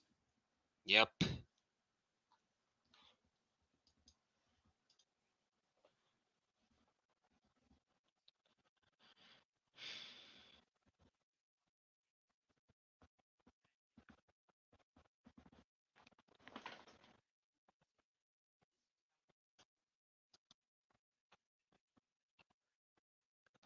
Since it was on a scoring play, they can't redo the play. So as I guessed, penalties were going to offset, and the Seahawks score will stand, and the score by Seattle will stand. It was Kenneth Walker right through a hole on the left or right hand side. Pretty easy to get in when it was only a 1-yard dip gap. So it was Parkinson and Leo busted. Kicks up, and it's going to be good. Seahawks up 11. For the love of freak. Yeah, frig. For the love of frith. Drew Lock leads his first drive in over a year down the field, and it's now 14-3 Seahawks. And I really don't think Geno's coming back for the rest of the game if that knee is banged up as we think it is. Do you? What was it? I couldn't hear very well. I don't think that Geno Smith's coming back in with that knee as banged up as it is. Yeah, because with that injury, it's not gonna go well with what goes on. Especially when you consider a case in point what happened to Aaron Rodgers. He's out for the whole damn year. Pyrrhic victory if you ever saw it. And you and I called that one, Evie, remember? Yeah.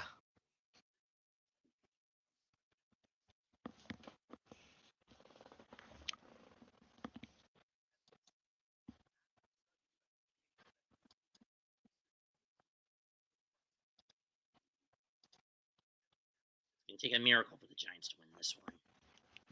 Kicks away. It's going to go in the end zone for a touchback.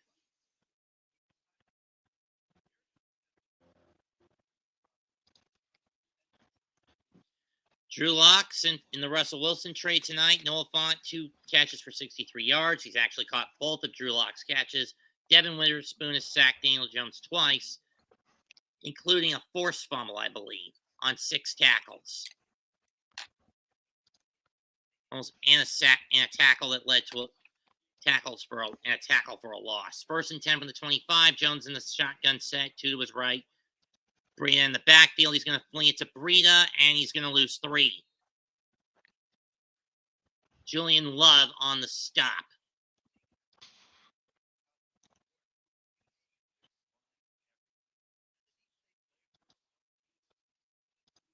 Second and 13 from the 23.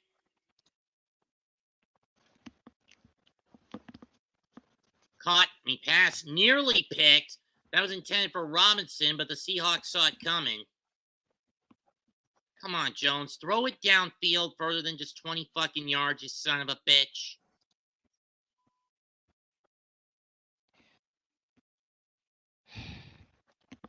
Rick Wallen nearly picked that one off, but it bounced off his chest and popped out.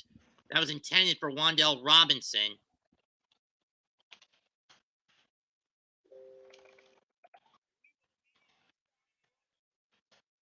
Giants, the only team this year without any first-half touchdowns left. Breida will get 4, and the Boo Birds are coming down again, which is not a shock when you consider how overly conservative Mike Kafka's been playing this game tonight. I mean, seriously, Gable, at this point, just rip the playbook away from Kafka and adapt and do what you did against Arizona, you son of a bitch. Honestly, why not just do that again? Rip the playbook away from Kafka and come up with on-the-fly tactics.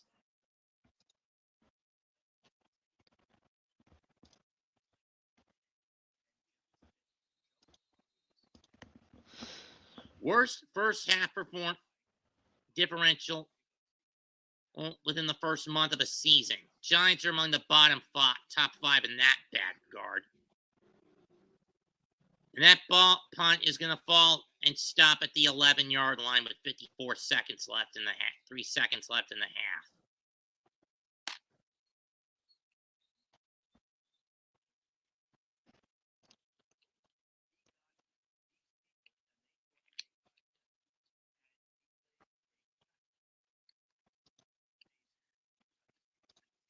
Uh-oh.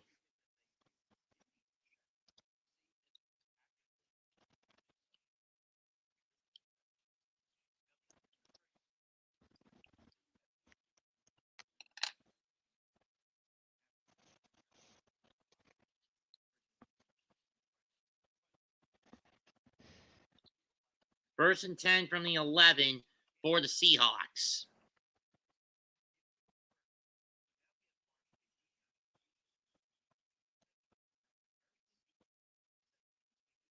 Hand off to Walker, and this time he's going to get stuffed. Loss of 2, maybe 3. Giants are going to burn their second timeout.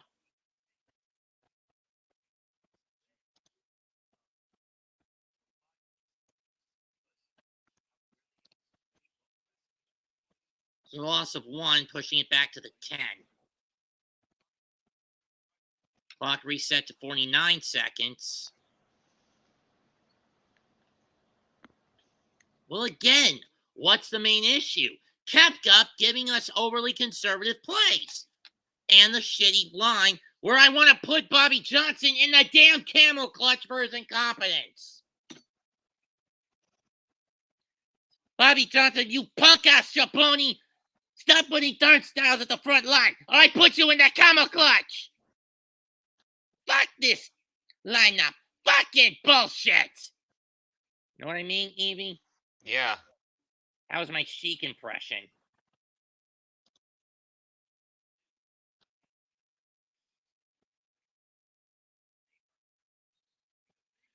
What do you think of my Iron Sheik impersonation? Of course, the wrestler, right? The late wrestler, but yes. Yeah. What'd you think of it? It's good enough.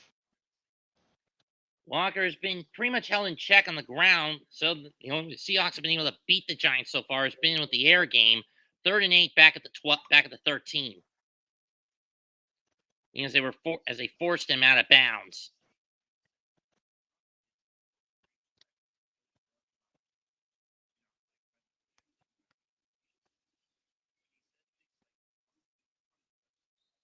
Giants will burn their final timeout with 37 to go.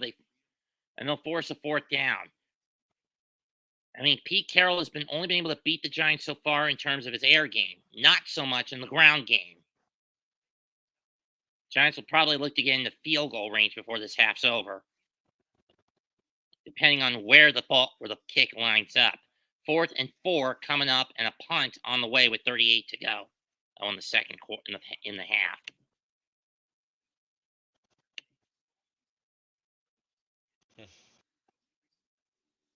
I really do not like Jackson being back there. Last year he injured himself with this setup. I don't know what. I mean, I get Dable punishing Gray for the muff, but to me this is a bit overkill. Yeah. Michael Dixon back to kick. This year he's averaging 53.4 yards on a punt. His career average 48, roughly around 48.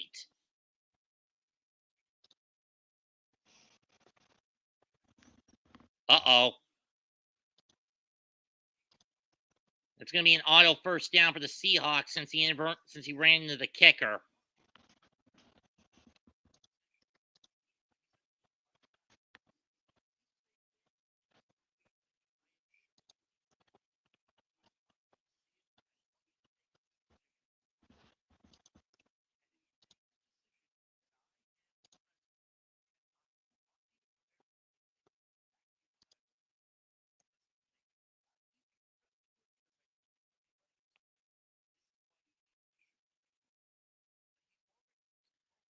Okay, there were 2 fouls on the Giants, a holding call that was accepted, and the kick running into the kicker one was declined. Granted, Brightwell did that by accident, but he knew he screwed up when he ran into Dixon. And I mean, you could tell he was trying to stop, but his forward momentum carried him into Dixon, and that led to the running into the kicker penalty. Special teams shooting the Giants in the foot yet again.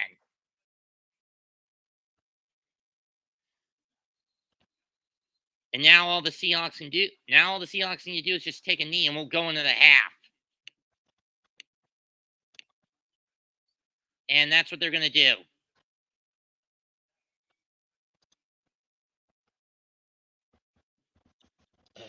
We're not. Give it to Walker. And we'll get 4.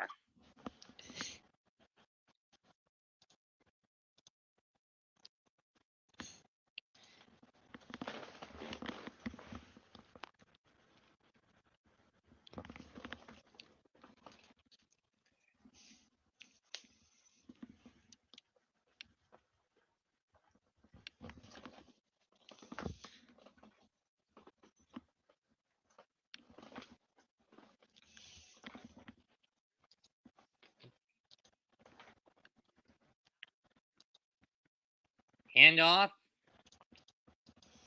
And it's going to be a pickup of 5, and that's going to be the last play of the quarter, the half. First half's over with the score Seattle 14, New York Giants 3. Or not. They're just going to try. I don't get this. So, I didn't see the score so far on the screen. Just give me a second. 3rd and 1, 19 seconds. I don't even know why Pete Carroll's even bothering to burn his timeout. I mean, you're getting the ball back next half anyway. No sense in just burning your final timeout.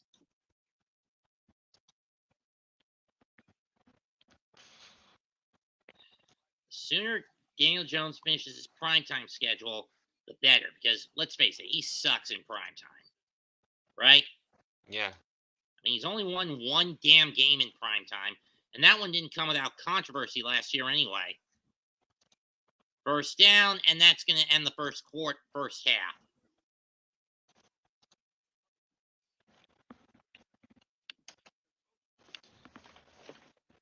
First half's over with the score Seattle 14 and the New York Giants 3.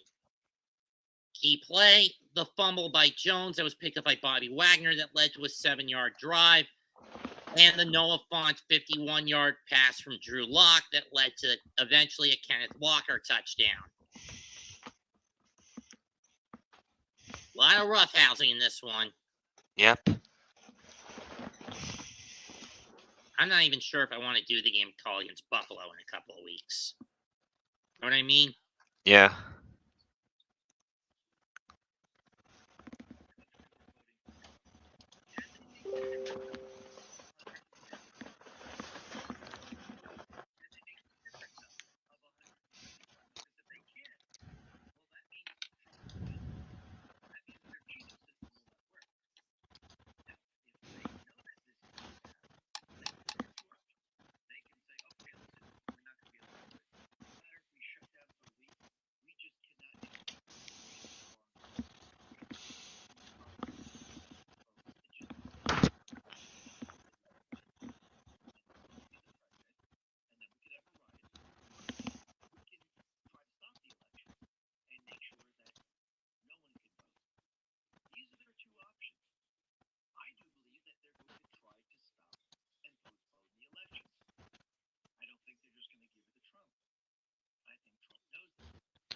So any next events you'll be going to?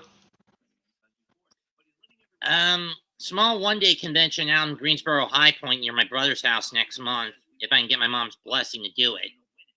Yeah. I've got about 6 weeks. For me, I'm going to the next event in like the only thing is I only go every season, not like every month or so, you know. Cause saving money. True. Once if I have enough money, I could go more than every season anyway. True. Cause you know me, I'm just seasonal. Got that right.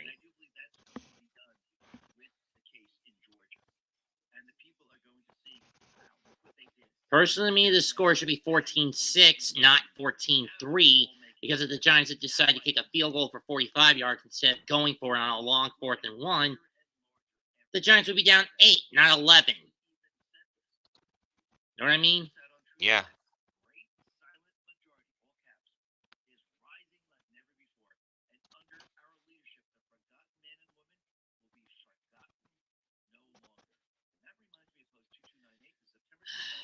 I mean, Giants' offensive productivity a little better when compared to last week in terms of the passing game, but again, it's been mostly short screens with very few going too far, with only 2 plays going going 20 or more.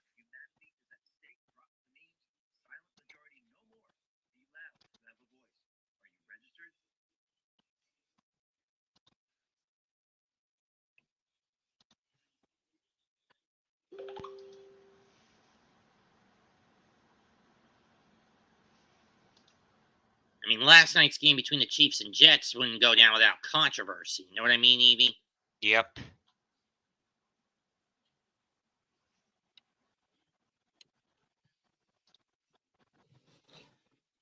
Let's face it, unless the Giants get their major pieces back, this year has been a bust because of the fact the injury bug is designed to do what it did to the Mets. Make up for lost time. Know what I mean? Yeah.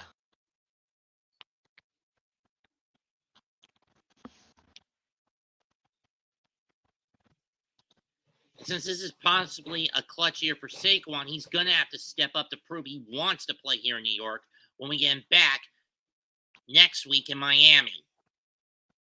Same thing with Andrew Thomas, because this is this or next year is his contract year. You know what I Yep. mean? Yeah.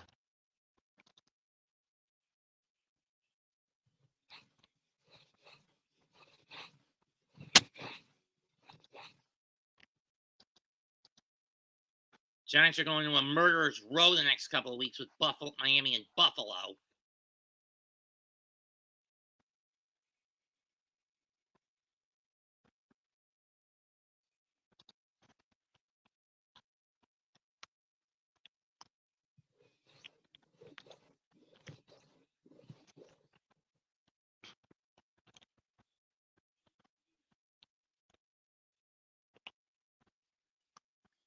Okay, Boomer, let's have it. Fastest 3 minutes.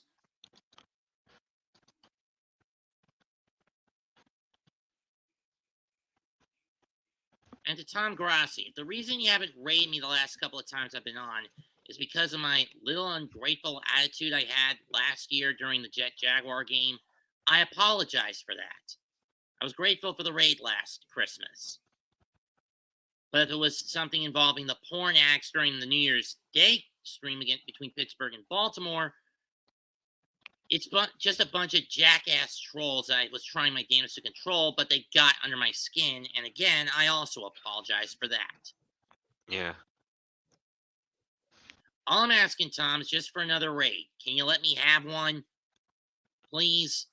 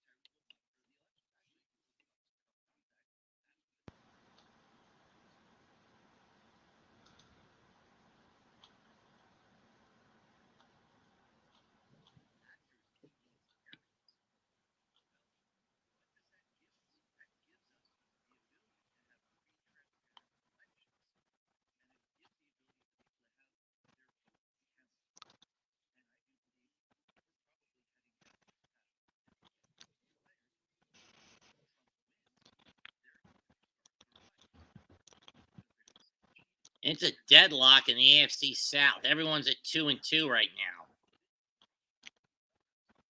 Texans 2-2, Colts 2-2,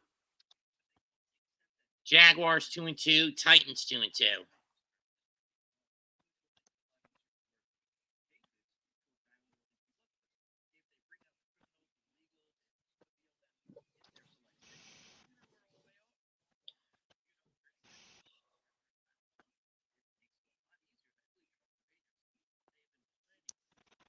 Khalil Mack was a beast yesterday for Los Angeles.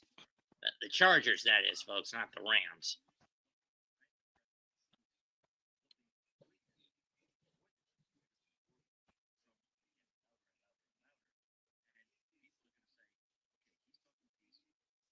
I did not like that whole Toy Story concept. Did you? Did you, Evie? Yeah. Did you say you liked it or you hated it? Which one? The old Toy Story content?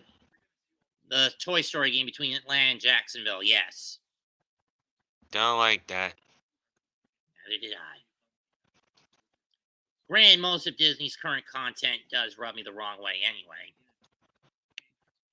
Yeah. As much as I don't care very much about Disney anymore, because as in like, Especially when I've heard some scuttlebutt that their Bambi remake is going to have Bambi as gay. this is why I'd rather just avoid the Disney movie stuff and just rather play their games.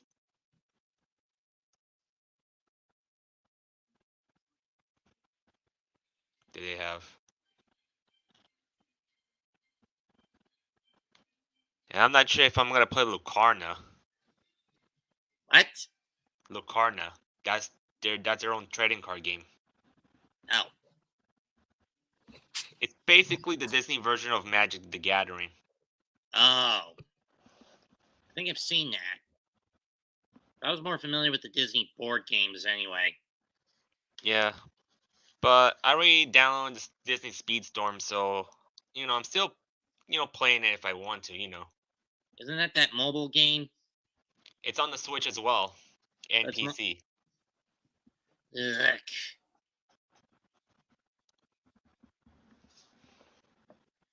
And of course, NHL season starting up soon. And also, I do have the My Hero free, Fortnite game. It's much better Fortnite than regular expansion, Fortnite. you mean? Huh? Fortnite expansion. It's not a game.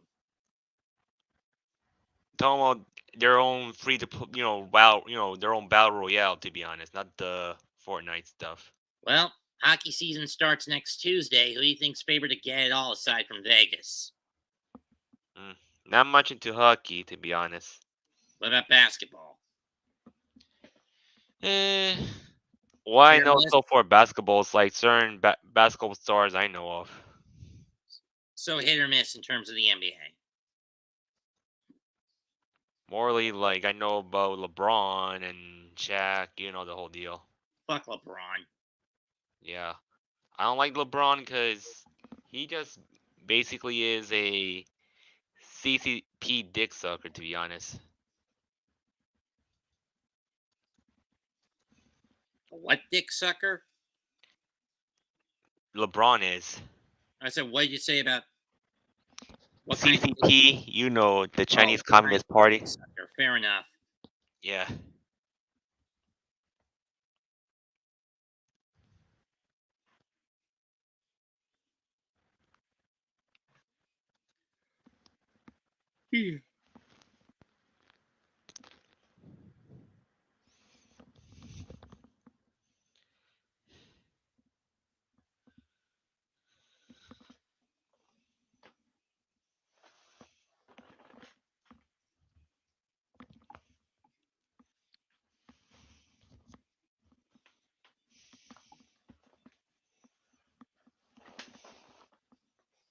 Seriously, what a load of goat shit with how this game has been panning out.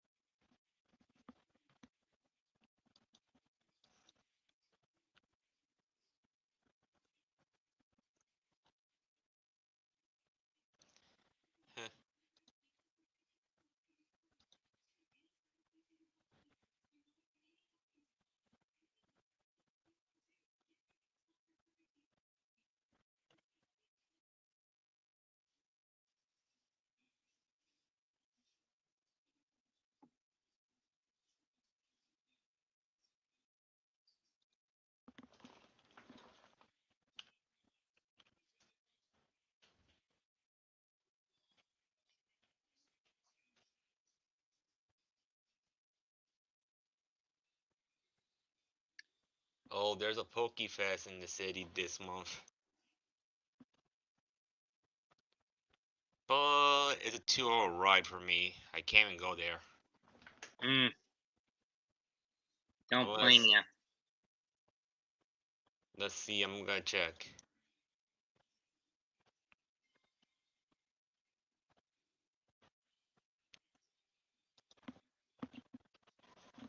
I'm trying to check another shortcut so I can go to the city. Gino's back on. Question is, how long is he going to stay on? We don't. Drew Lock was only out there for a couple of drives, but we start the third quarter with Gino back in the line, back on the field. You gotta wonder how limited, how healthy that leg is. Know what I mean? Yeah. Renault kicks it away. 5, 10, 15, 20, 25, down to 27. And that's where the Seahawks will start this half.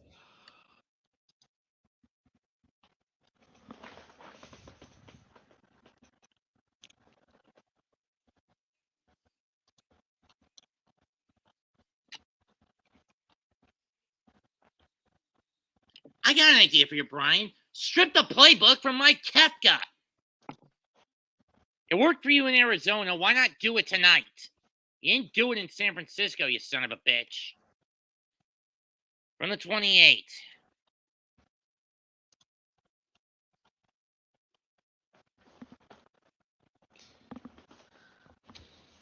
Walker will get 5 to the 33. I mean, seriously, Gable. You see how the overly conservative approach, the lackluster makeshift O-line has been doing the Giants more harm than good. Take the playbook out of Kefka's hand. Seriously. 2nd and 5 from the 33.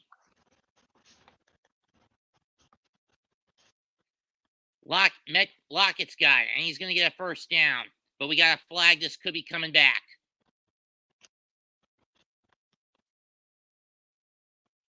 Ineligible man downfield.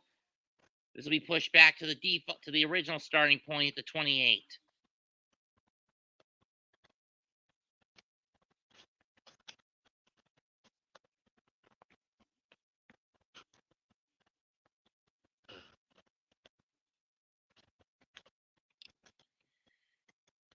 I hate how damn slow these refs are. I fucking do, folks.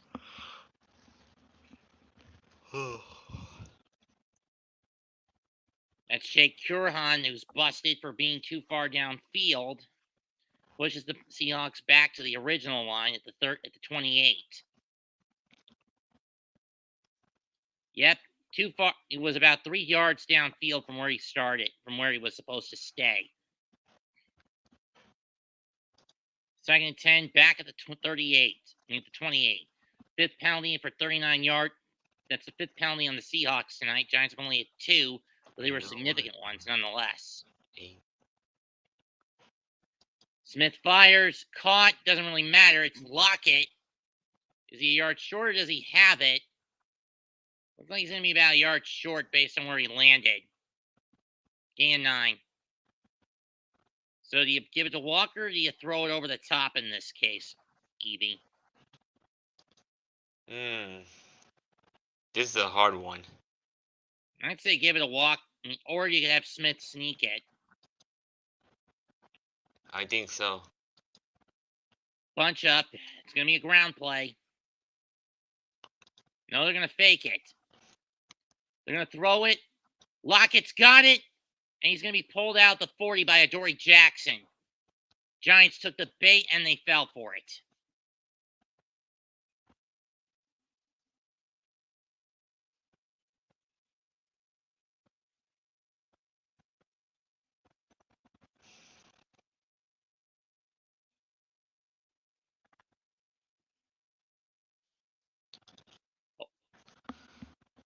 Late flag.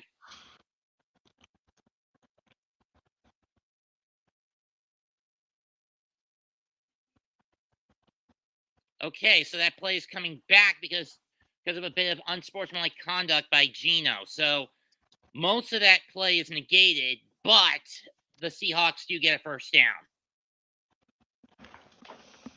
Seriously, Geno, just shut up and play the game, would you? Know what I mean? Yeah. So a pickup of 20 is negated to a gain of 5, but the first down still counts. You know, a loss of about 4, a gain of about 5, but the touchdown still can't. But the first down still counts.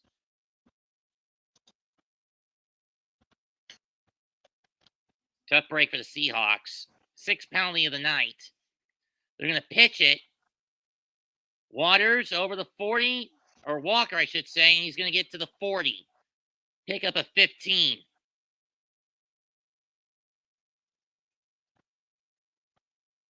He just moved the damn pile.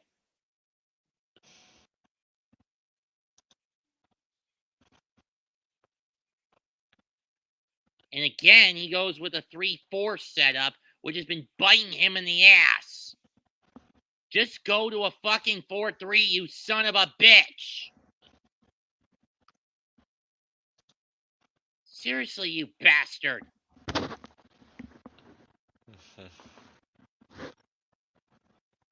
Charbonnet, 30. First down at the 25. Pick up a 15 again. The sooner Thomas and Barkley get back, the better for this squad.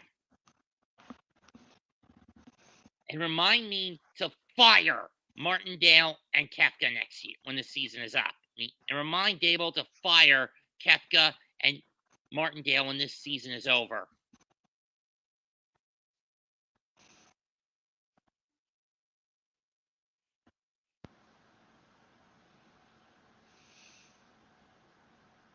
From the 24, that was a pickup of 16. Pitch again. Not this time. Loss of 3.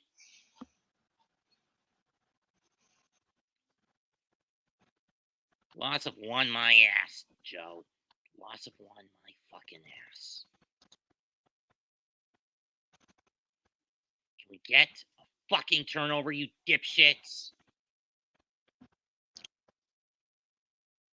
Zach Charbonnet, second-round pick out of UCLA this year, led the Pac-12 in rushing yards last year, was part of the second All-American Associated Press All-American team. Back at the 25, shotgun set. Gino with the throw. It's caught by Lockett. He's going to be about 2 or 3 yards short of the first down.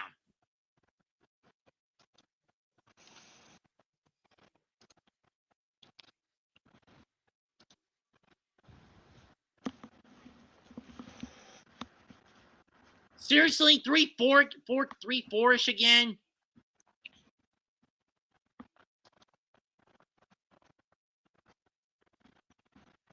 And Walker's not getting anywhere this time. So now the question is, do the Seahawks go for it, or do they just play it safe and kick the field goal? Knowing Pete Carroll, he'll prefer to play it safe. You shoot up enough clock. You gotta be shitting me. They're gonna go for it. Son of a bitch.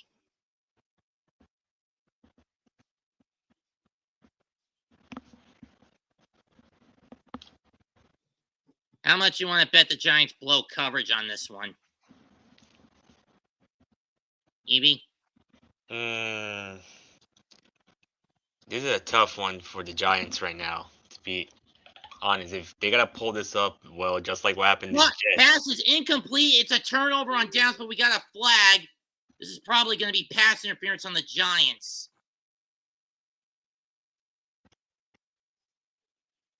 This isn't good. They're pointing towards the Giants. Yeah, this is going to be a defensive hold, I think. Yeah. If it's the same effect, just like what happened with the Jets, you know. Never mind. Pass incomplete. Giant ball at the 15.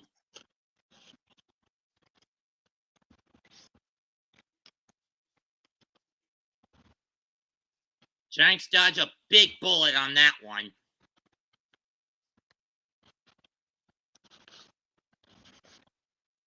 I'm just saying, if it's the same effect what happened with the Jets, well, we'll see Nate what happens. McLeod swatted it out of Charbonnet's hand.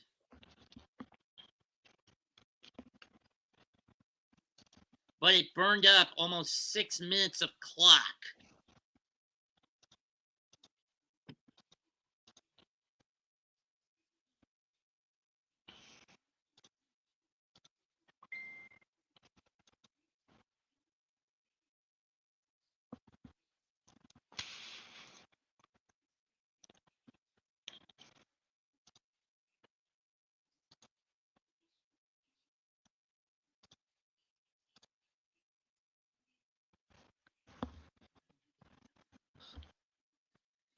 Come on, Jones. Just throw it down the damn field instead of check downs.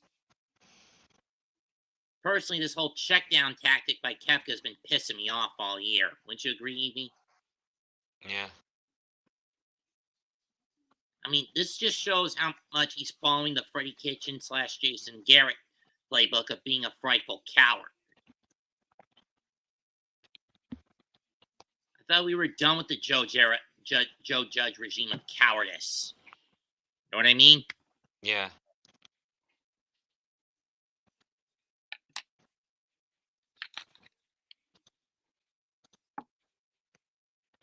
Is that on commercial break right now? Nope.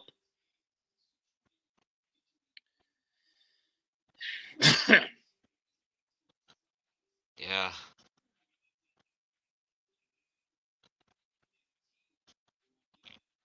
Once the clock hits midnight, the Mets will get their 75th and final win of the year by reversion rule. Know what I mean? Yeah. But personally, that's not the way I would have wanted them to win. I would have preferred that the game just end where it was and the Marlins win 2-1. That would have been better than winning through a dumb dipshit reversion rule. Wouldn't you agree? Yeah. 1st and 10 from the 16-yard line.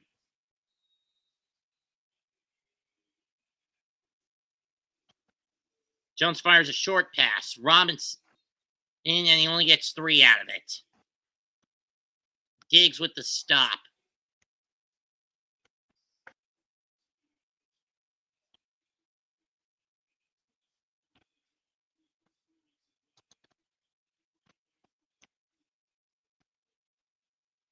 Jones gets free, and he's going to get stuffed back at the line as he barely gets the ball back over there.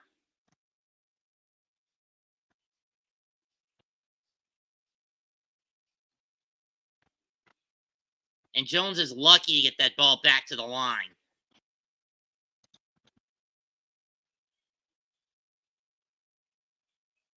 Third and 7.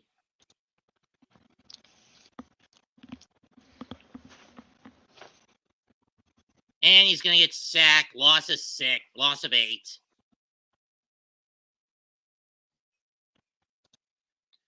This is why I want Bobby Johnson gone. This guy gave us fucking turnstiles this year instead of a brick wall at the O-line. And that's even with Andrew Thomas in that spot. Know what I mean? Yeah. I mean, seriously. Neck to noose for you, Johnson. Neck to noose. Kicks away. Flag for an illegal block in the back coming against Seattle.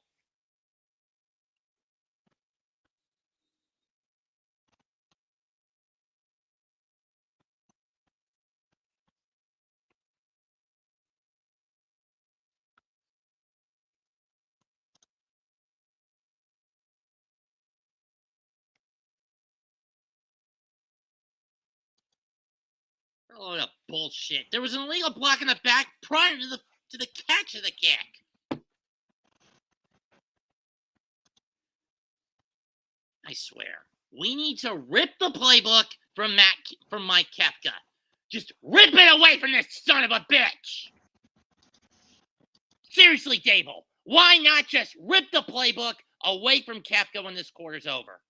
Just rip it from this bastard. Everything he's done this year has done this team more harm than good. There's been little to no innovation. The offensive line crumbles faster than ocean waves. Jones can't take off as much as he used to. Receivers are not getting as far down the field as they should. It's bullshit that this son of a bitch continues to hold that playbook hostage because the injury bug is forcing him to play this team to play like a bunch of fucking cowards.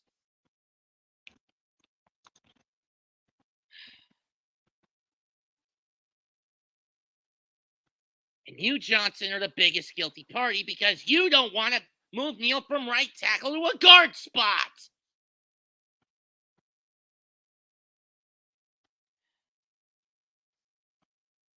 If I have to deal with this team set up like this in the next 2 weeks, I'd rather be pressing my face up against a hippopotamus's butt while it's muck spreading. That's when for those who don't know what that is, muck spreading is a hippopotamus's great territorial marking ritual. It's when it takes a shit, but rather than allowing the shit to fall from its anus, it'll stick its tail up against its ass crack and wave it back and forth, spraying the shit all over the place. That's how irritating this offense has been, like sticking a turd in a fan or a bandsaw. You don't do it.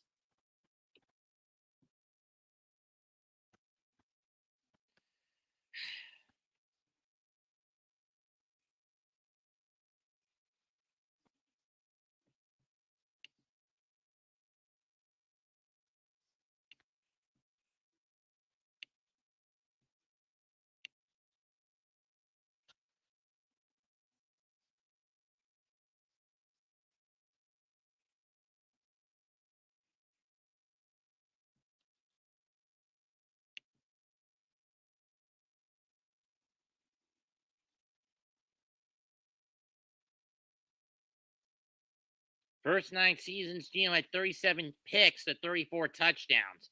Last year, first career Pro Bowl. I don't like it. It's been turned to school-level field day games. And he signed a 3-year contract in March after winning the Comeback Player of the Year award. Seahawks shop at their own 40, at the Giant 40 with 7:25 to go. They're going to hand it off. Charbonnet gets 5, maybe 6.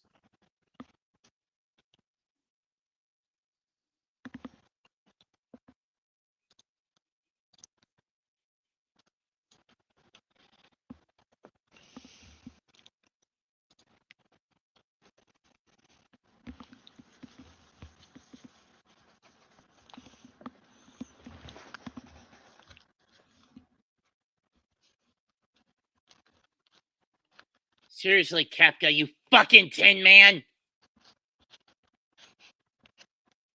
High snap. Jones and Smith recovers it. Swatted, incomplete at the line.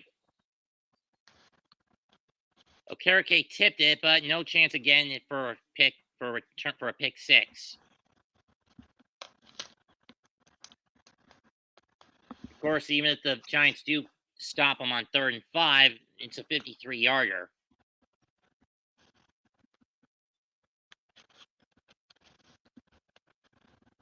.641 left in the third.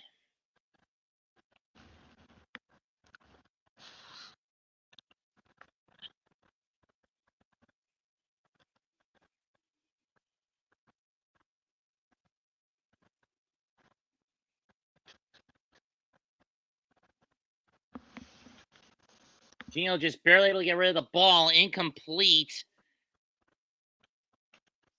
Dexter Lawrence nearly there with the sack.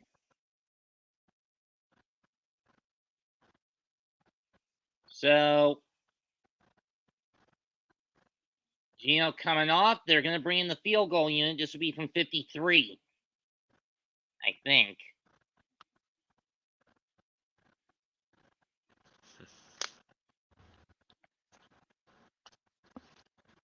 Here's Jason Myers. He's 66% from kicks of 50 or more yards away.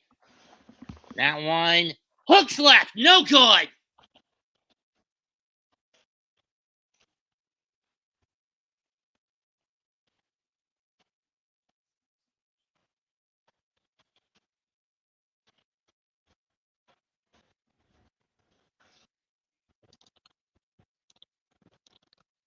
And the laces were in.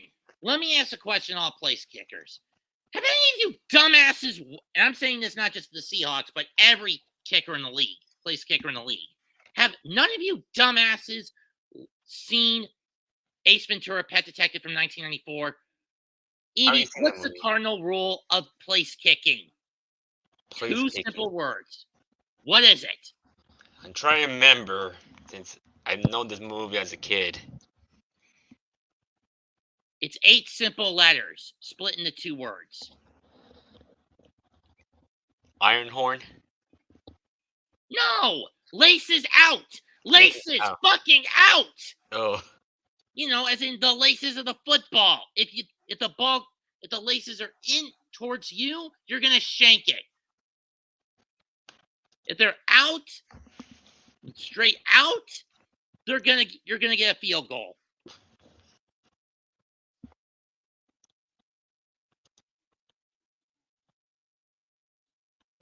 Seriously, cardinal rule of place kicking. Laces fucking out. Know what I mean? Yeah.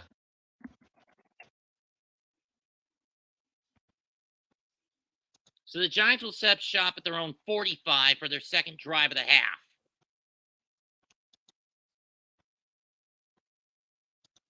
Or 43, I should say.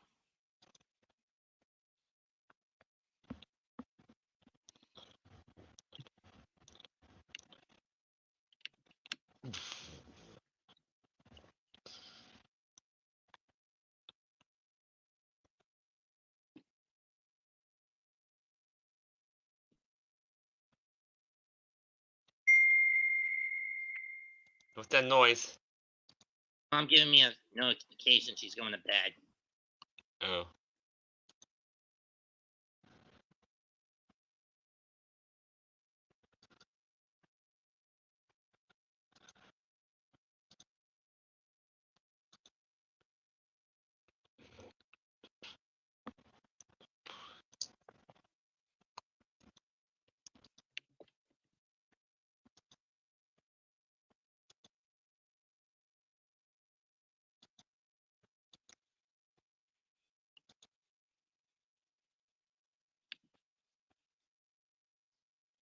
Jones barely gets rid of it. Incomplete. Ball was dead as he got rid of it. Second down, he got chased in out of the pocket and couldn't get away. So he had to get rid of it. Devin Witherspoon on the pursuit. Again.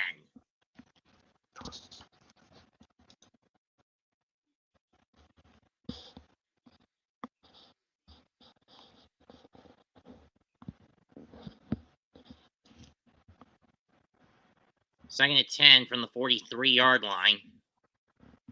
Witherspoon, 2 sacks tonight. First rookie with multiple sacks in a game this year. They're going to hand it to Breida, and he's only going to get about 2 double flags.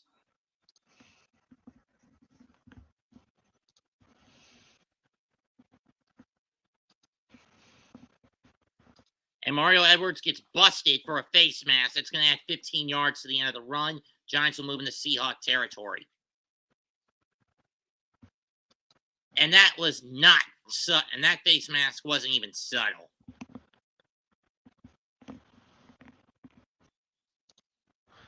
Red-handed, yanked him around. Breida was lucky if he even got 1 yard on that one. Know what I mean, Evie? Yeah. Regardless, Giants will have it at the Seahawk 41 with 6:10 left in the quarter.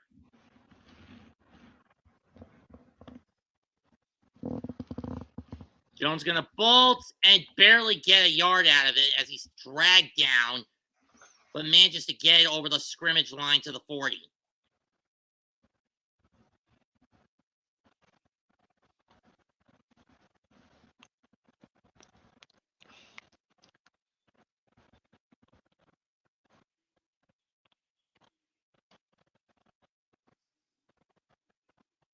Seriously, Glowinski, do a better job at that.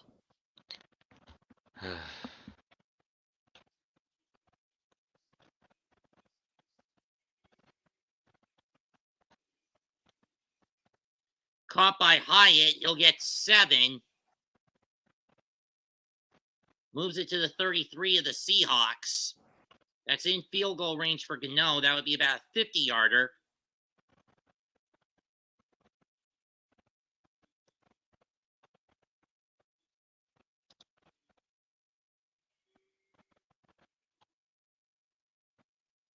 They get a handoff. Jones over the 30, 25, and down to 24 after a pickup of 8.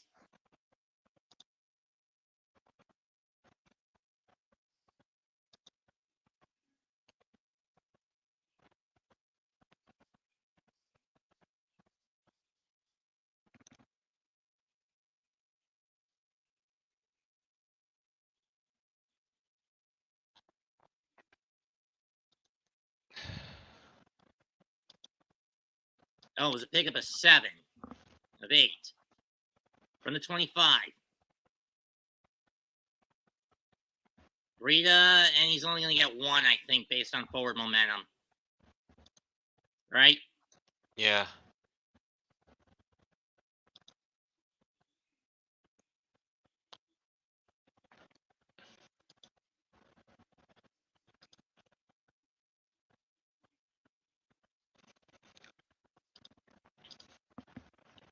Four minutes left in the third quarter. It's 2nd and 9. Giants have it at the Seahawk 24.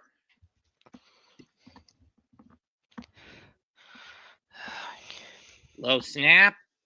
Jones fires. Caught by Hodgins, and he'll get 6.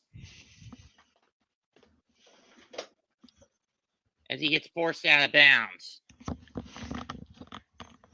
Be right back. I'm gonna get some stuff downstairs. Fair enough.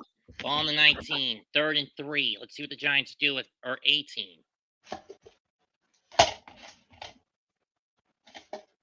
Hand off to Breida. He's only going to get 2, maybe 1 out of this.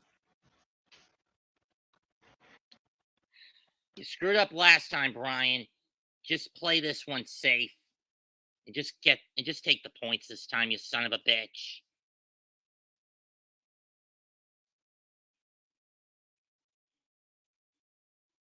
Oh, God, they're going for it again. This isn't going to pan out well. I just fucking know it.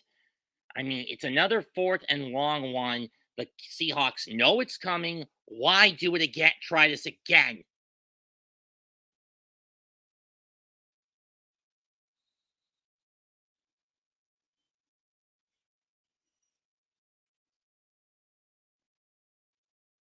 Giants will burn a timeout. 2:46 left in the third. 4th and 1 coming up. Giants down 11. I would personally just play it safe, and I think that's what they're going to do. I mean, I'm much more at ease with the call of just kicking it and just being within 8 instead of risking giving the Seahawks the ball back. as opposed to just giving the ball back to the Seahawks. Hawks forcing them to set up shop inside their own red zone. I would prefer that over going for it in this situation. Field goal formation set up. This will be from about 38. Oh, son of a bitch. They're going to go for it again. Dable, this is going to backfire on you. I just fucking know it. Backfired on you the first time. Why are you trying it again? Why are you trying it again? Carroll's ready for this. Cager in it tight.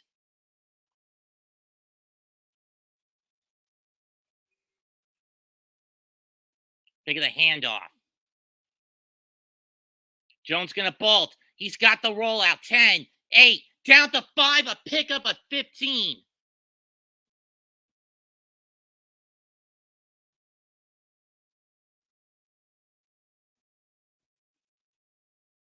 Or 11, I should say. It was down to 7. My bad. First and goal for the G-Men at the 7 of the Seahawks. Or maybe the 6. I don't know.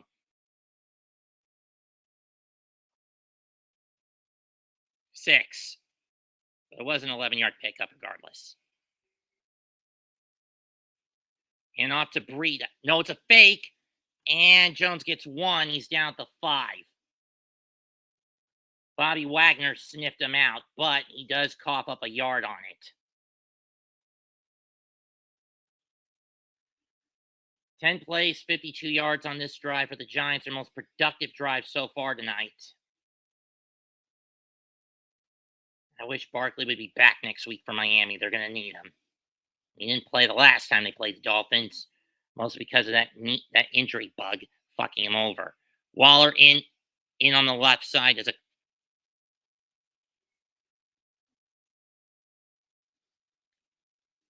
and it's picked. Witherspoon is going to the house with it. Touchdown, Seahawks. Son of a bitch. They read that one like a book. And no fucking flags with 1:03 left. 21-3 coming up.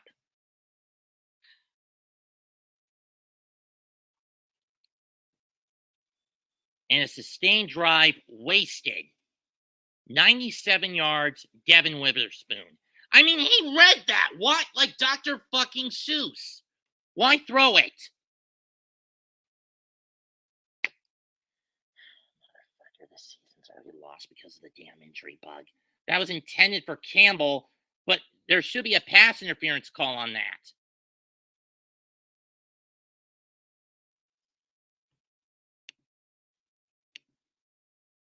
Kick's good. 21-3 Seattle.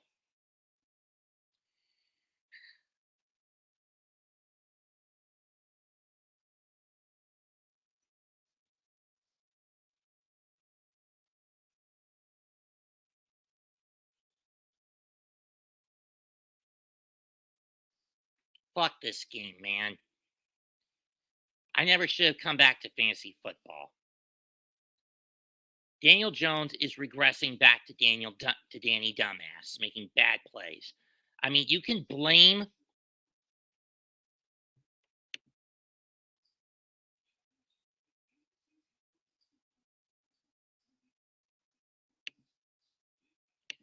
the injury bug. You can blame how bad Mike Kefka has been handling the playbook, but that is complete stupidity.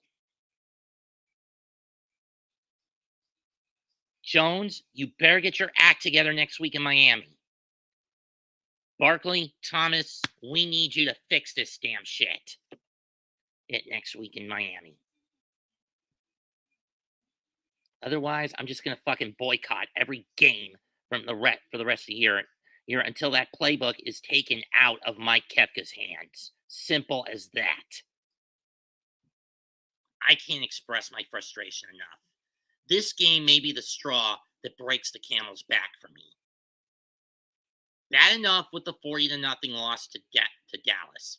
The 30-12 loss seemed like a step up. This loss is going to be even more fucking humiliating. Why throw to Paris Campbell? He's been useless this year.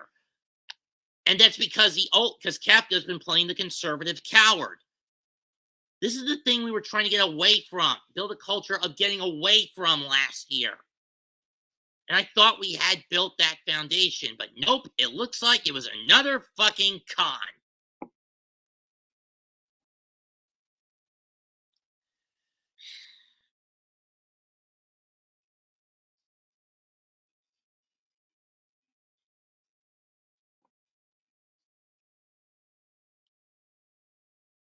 I mean, seriously, Devin Witherspoon was in the sight line. He knew what was coming. So why throw it to Paris? Throwing that Paris slipped.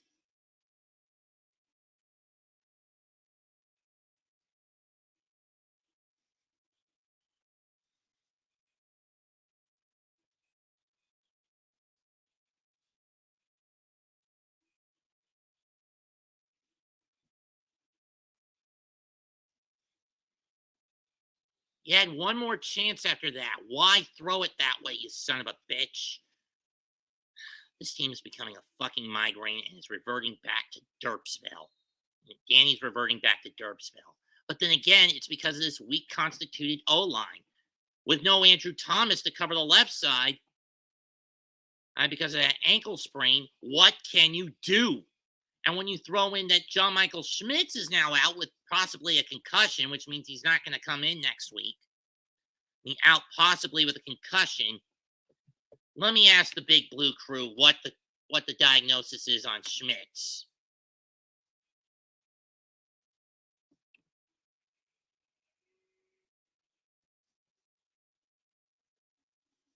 And Bria's going nowhere.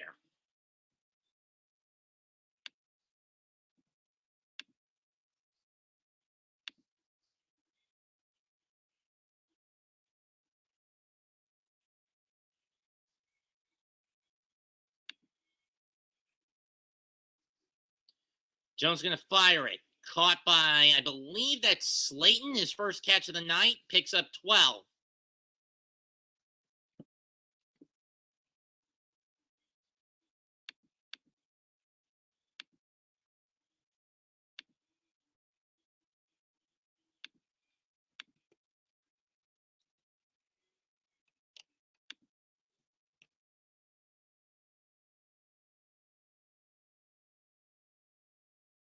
Caught by Breida, and that's going to end the quarter after a pickup of 3.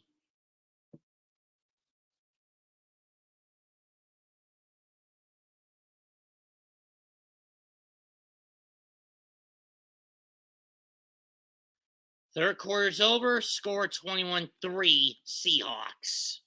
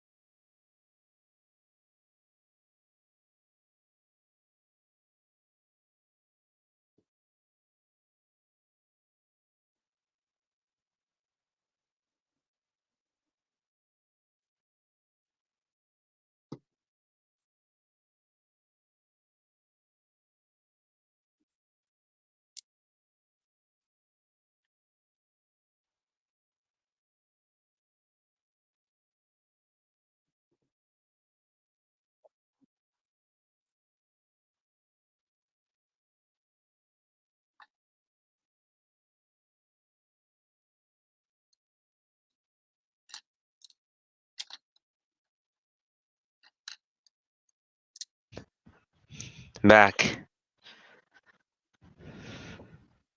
Missed the Giants blow it with Jones throwing it to the outside and getting picked up by Devin Witherspoon. He took it to the house.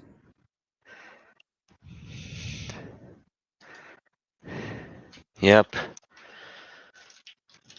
So I missed out some stuff, right? Daniel Jones is officially reverted back to Danny Dumbass.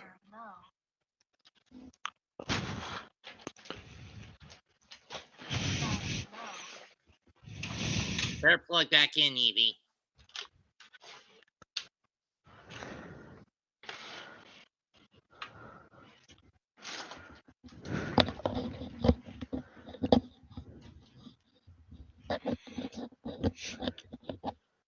You want to get rid of the guy if he was a jinx the Giants seem to lose.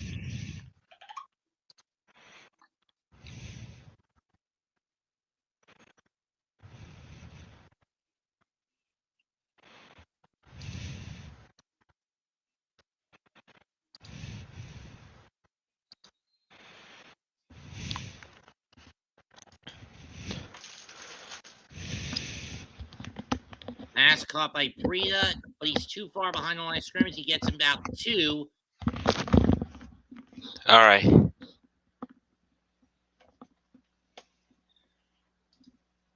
I'm serious, Dable. Just rip the playbook away from Kefka next week. Week before you go to Miami. Just rip it away from him.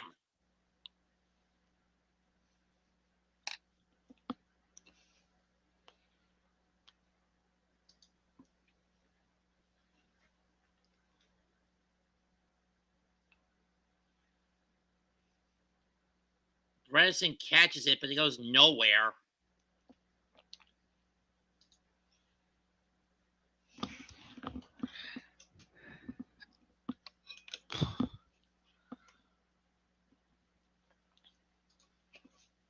Giants are going to go for it. I mean, they don't have any other option, so I don't blame them in this case.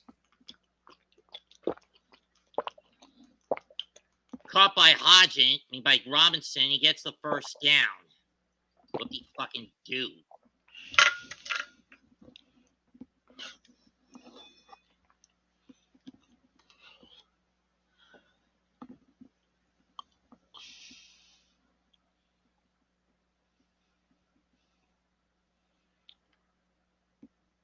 No kidding, Troy, but that's because this is a broken bunch of fucking idiots. Flag down. This is going to be a slew of holds on the Giants, so this is going to be coming back, negating a pickup of about 16.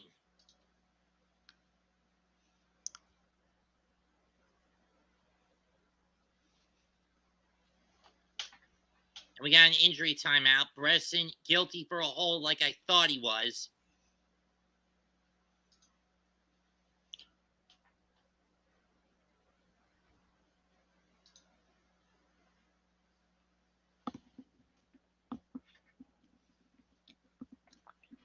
Yeah.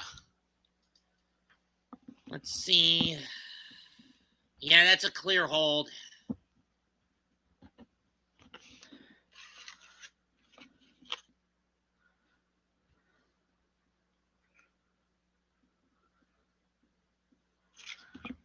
I mean, fucking honestly, Evie, this team is a train wreck this year. Once again, it shows that last year they exceeded minimalistic expectations and reverted back to the derp.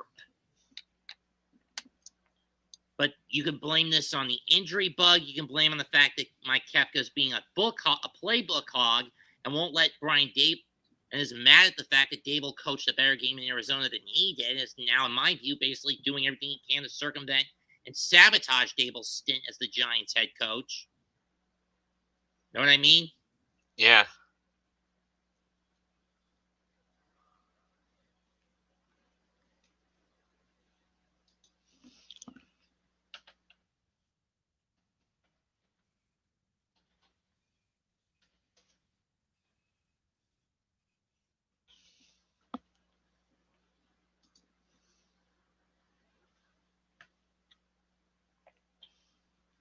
And if the Giants want to tank, I wouldn't blame them. Get a new quarterback who can at least do what Jones can't with what minimal pieces he's got.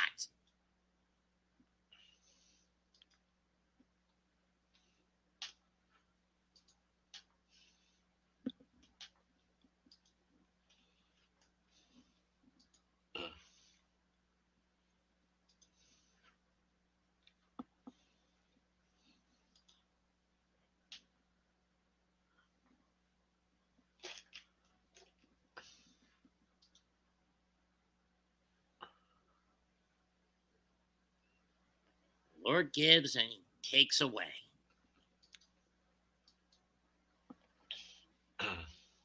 Jared Reed on the bench. That quad and groin going to be dealing with him. 8th-year pro out of Alabama, 1st and 20 from the 38. Jones under pressure, and he's going to get stuffed for a loss of 10. Draymond Jones, 7-time Daniel Jones has been stuffed. And the reason why he's been stuffed week after week after week is because of this makeshift bullshit O-line. Line plagued by the injury bug. It's Monday Night Football as usual. And all the Monday Night rage here. Shepard makes his first catch of the night, picks up only 5. And I think the Giants not gonna able to make a tie or something like that soon. They go, what? Like, they're not gonna do the same thing what the Jets are doing since they're failing. Don't you mean a tank? Tank, yeah. I wouldn't blame them at this point if they opt to tank. Yeah. 3rd and 22.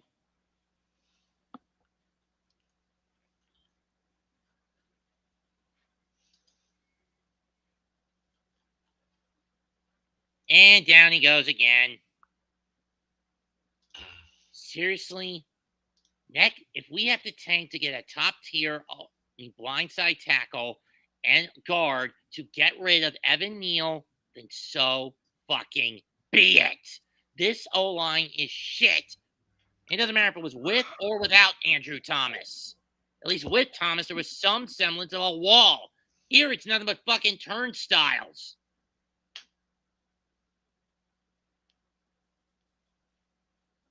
And I don't blame Giants fans walking out in droves with 11 and a half left.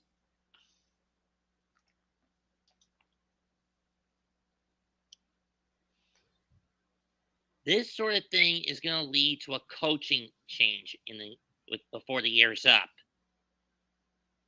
or when the year is over. People are going to look at Brian Daboll as a fraud. They're going.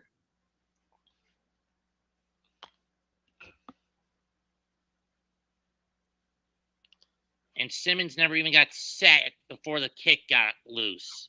Timeout, Seattle.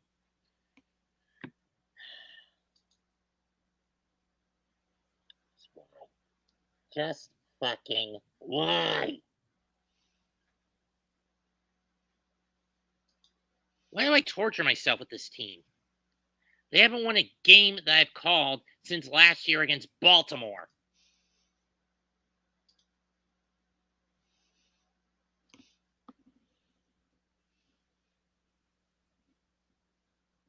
I'm just leaving this in the closet next week against Miami. I don't fucking care anymore. Yeah.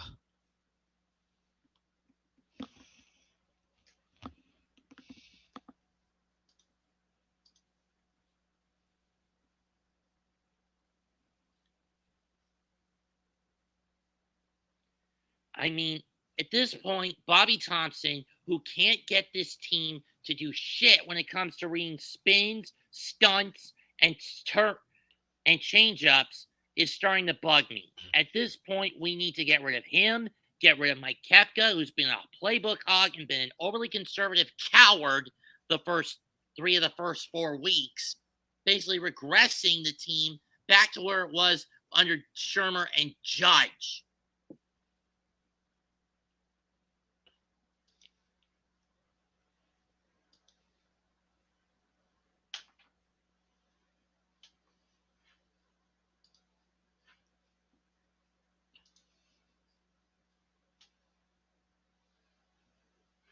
There have been no turnovers because of the overkill blitz desires and everyone reading the packaging scheme because it's 3-4 instead of 4-3. This team needs to get back to fundamentals. And get its own head out of its fucking ass. Or we're going to be in for another 6 years of darkness. In 6 or 7 years or so of darkness. We've been in so many years of darkness already, to be honest. Well, I mean, ever since we won Super Bowl 46, how many times have we been to the playoffs? Just twice.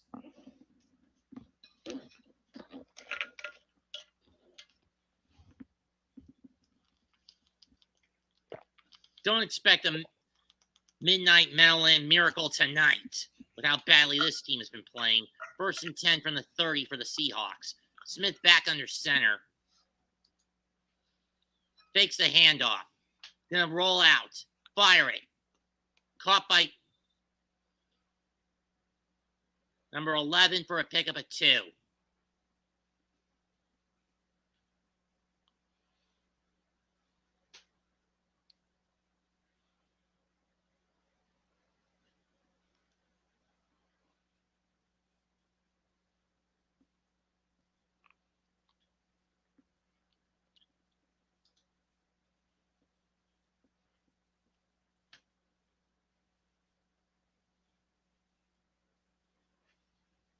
They get the handoff again. Gino fires it over, but he overshoots. But he overshoots number 84. 3rd and 8. There's Shane Waldron, 30 years the Seahawks O coordinator. As mentioned, he was the Rams' assistant coach from 2017 to 2020, including their 2018 NFC Championship year.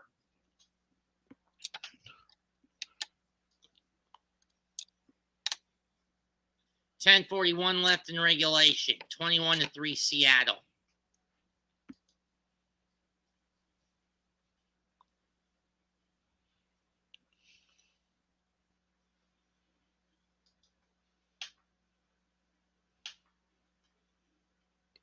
And that gets behind, and then he throws that one behind. I believe that was either Lockett or Metcalf, so 4th down. And I guess why the Giants are in the Reggie Gigas effect. Again, blame this on Kafka for being too much of a coward offensively. Blame it on Bobby Johnson for not wanting to read stunts and twists and having a frail offensive line. I mean, who's the most glass can Pokemon in the games?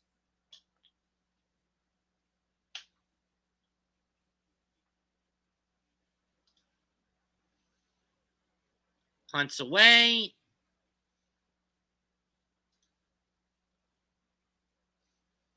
And that's going to take a Seahawk bounce at stop at the 13-yard line. And roll to a stop at the 13. 10:23 to go. Giants down 18. Can they do a damn thing with it?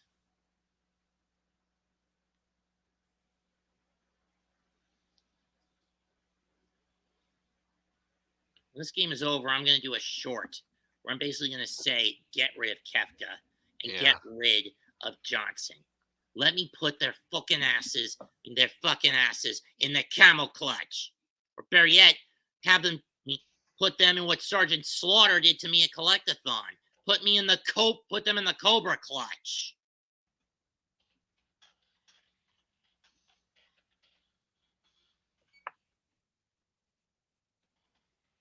And here's proof of purchase for that, Evie.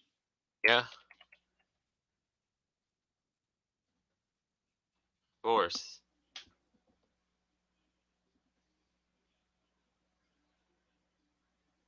I'm a coin-carrying member of Sergeant Slaughter's Cobra Clutch Club. Of course, Cobra Clutch. Because let me put it like this. If I was running the Giants and Johnson and Martindale started to come up with excuses, I just tell them, shut your holes, pukes, and listen the fuck up. I don't care. I want a team that was similar to last year's. Not this turnstile because of injury bug. You learn to adapt and adapt properly. You coward, you scums, you slimes, you fucking maggots!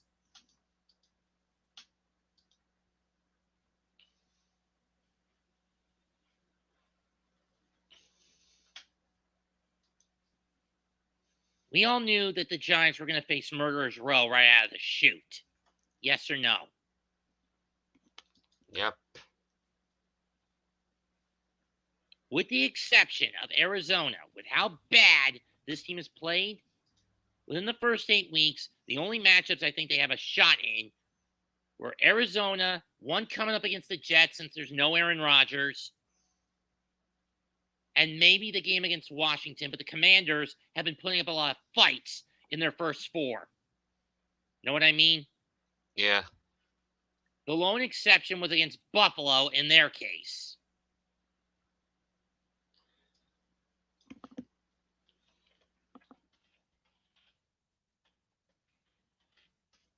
And Jones is going to get sacked back at the 4. We need new O-linemen at the deadline. 9 fucking sacks on Jones. And I don't blame Dable for being pissed with how weak constitution this team has been on the O-line. We need Thomas and Barkley back ASAP. Brightwell stays on his feet, but barely, and he gets 8.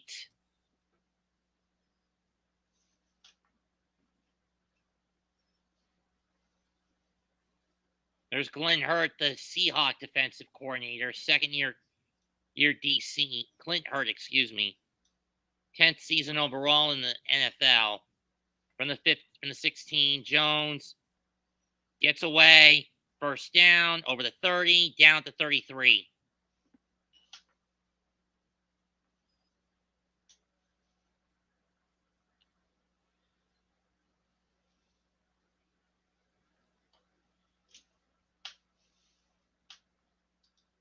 Seahawks lost their first game in LA, beat Denver, beat Detroit in overtime, beat Seattle. Slayton to the sideline, first down, pickup of 11.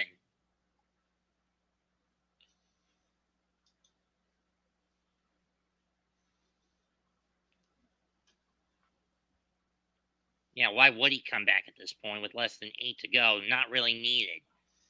Only 23 yards for Slayton tonight, but then again,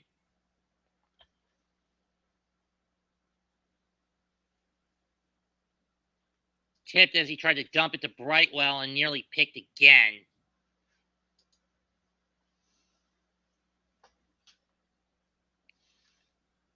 Daniel Jones this season, 4th quarter against Arizona, 2 passing touchdowns, no sacks. Against everyone else, 19-yard sacks, including 6 tonight against 9 against Seattle. Gonna throw it deep, and it's picked.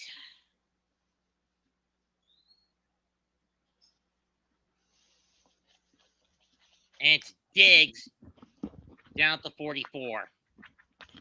Giant fans are getting pissed, and they're heading for the door. And again, I do not fucking blame them.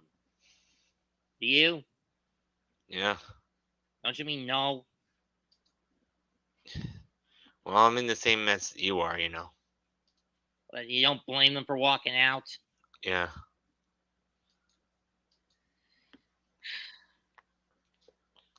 Next week, I'm swapping out Jones for Howell on my fantasy team.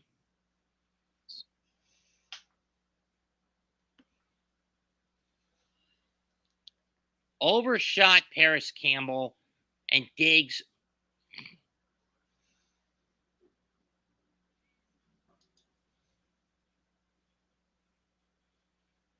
That was only the second time he threw anything for over 10 yards.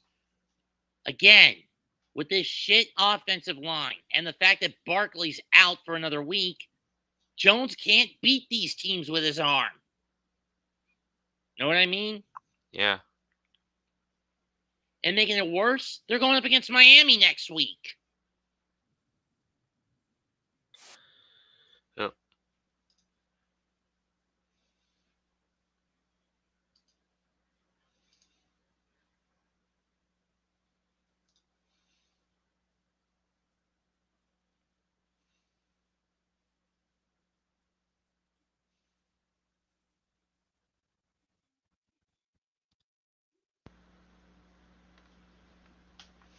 Walker, 30, 20, 15, down to 10.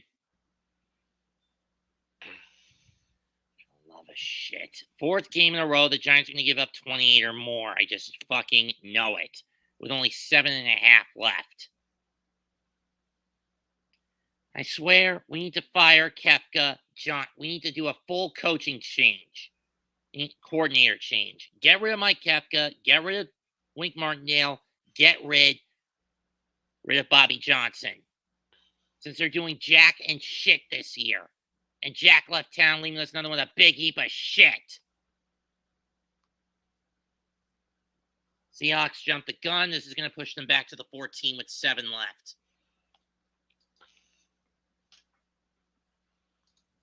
Colby Parkinson, the guilty party. Then the last time these two played, 2 times these two teams have played, the Giants have been massacred at MetLife by the Seahawks. 33-0, 33-0, I believe, in 2013. I don't even remember the score of the 2017 matchup.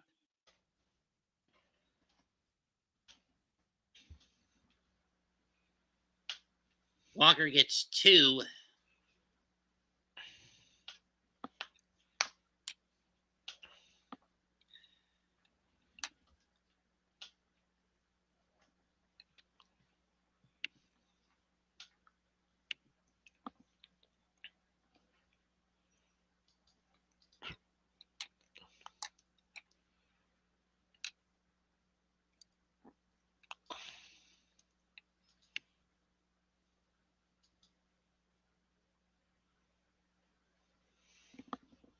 Second goal from the 13.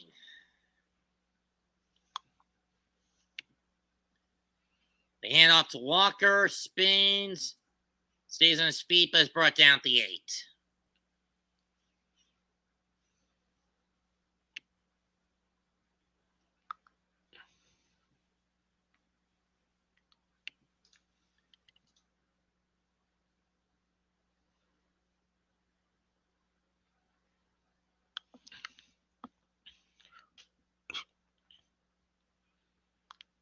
See what the injury is. Bellinger out.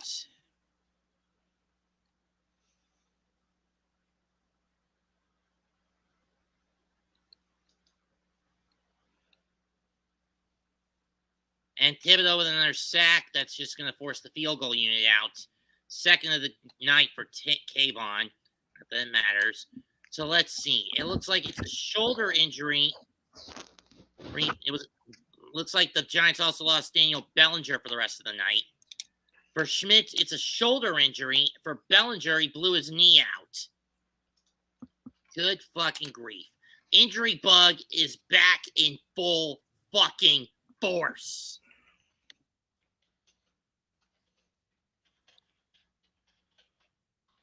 What I mean, Evie? Yeah. 4th and goal coming up.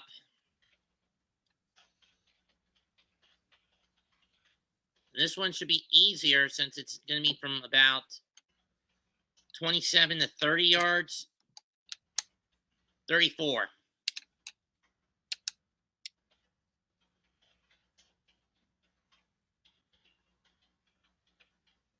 And he got this time, 24-3 Seattle.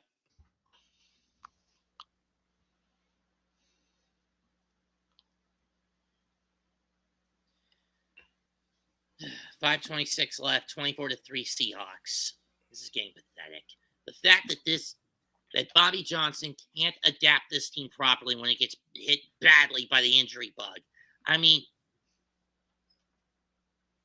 why is it that this year New York sports teams are getting plagued week after week by this fucking bug and year after year by this damn bug? The rapture and the trumpet sounding on the final, when the trumpet of the angels sound on the final day, can't come soon enough. Yeah. Because once that day finally comes, the injury bug will finally be destroyed once and for all. Of course. Because there will be no more sorrow, no more illness, no more pain, and no more death.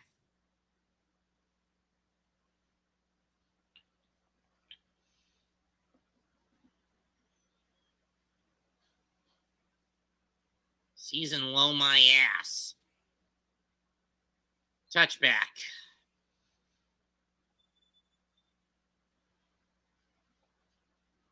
I mean, I think New York football fans are having more faith in the Jets this year than they are the Giants. Because at least the Jets can put up a fucking fight. Yes or no, Evie?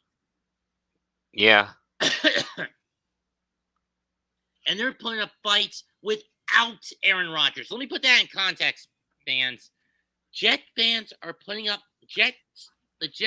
up more of a fight than the Giants without Aaron Rodgers. Jones from the gun, fires, caught, that's Waller. He gets 9.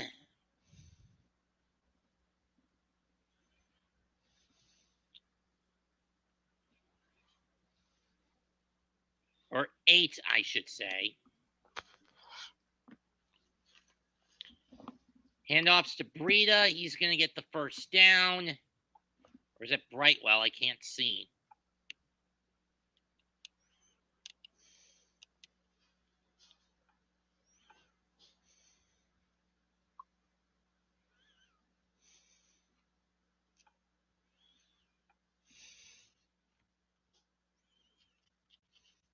And Jones is down again. 10 sacks tonight. 10 fucking sacks. Yep.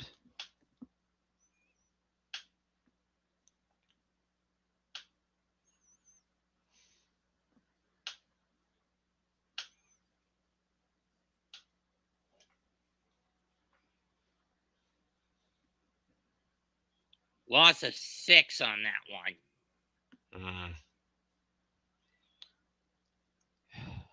Throw to Waller again. He gets back to the original line and picks up an additional 3 for a total of 9. Yeah. All I'm gonna say this is gonna be. It's gonna be a long fucking season, I know. Yeah, but for this game right now, I think the Giants not gonna able to make it. No kidding. Yeah, it's like Jones under pressure again. He's only going to get 2 on that run, and the Giants will have to go for it. Yeah. If they can't make it, they can just throw the towel in. Again, Murderers Row to start their first 7. Making it worse, most of these games have been in Jones's weak spot, prime time. Yeah. Dallas, San Francisco, Seattle, next in 2 weeks from tonight in Buffalo.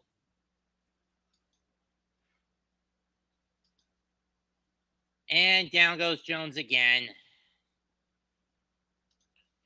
That's 11 fucking sacks given up by this O-line tonight. 11!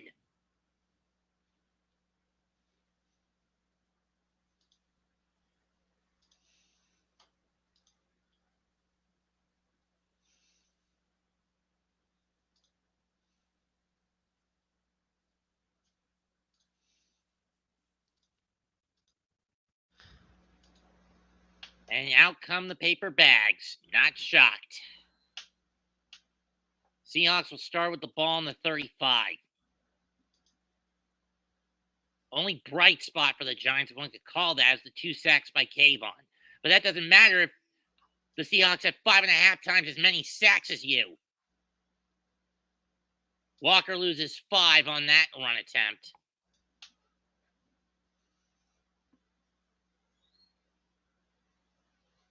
Notable Week 4 performances, 5 touchdowns in total by Josh Allen in the win against Miami. A.J. Brown, 2 touchdowns in an overtime win over Washington.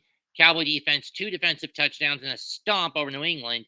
And Khalil Mack, a franchise record 6 sacks for Los Angeles over the Raiders. I don't even know why I got that game as my single coverage game instead of Baltimore against Cleveland or even Miami against Buffalo. Granted, most of the games were were more or less stomps this week, with the exception of 3 being relatively decent. Those 3 being Jets against Chiefs, Rams against Colts, and Commanders against Eagles. Broncos Bears doesn't count as that's more tongue-in-cheek. Next Sunday, we got a dogfight between Dallas and San Francisco.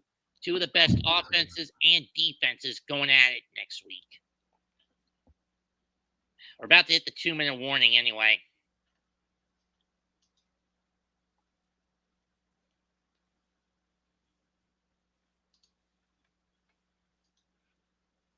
Especially when you consider that San Francisco has to play Philadelphia later this year. I don't know when that game happens. Evie, can you look up the Eagles' schedule to see when they get San Francisco? Okay, San Francisco Eagles, right? Yeah. 2-minute warning, by the way.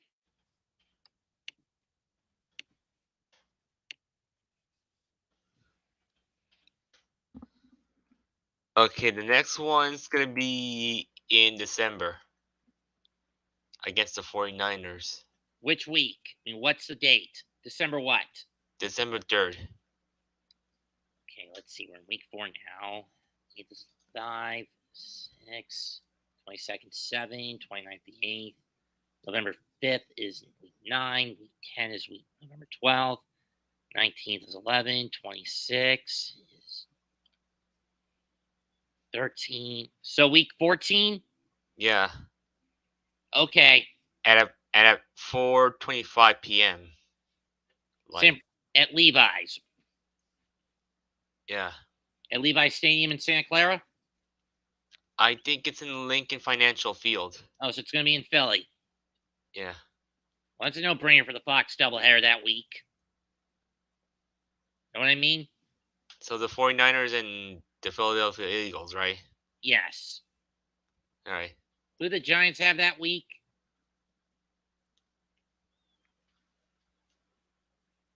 Okay. Giants game, which is on that week, right? On the same week, right? Yes.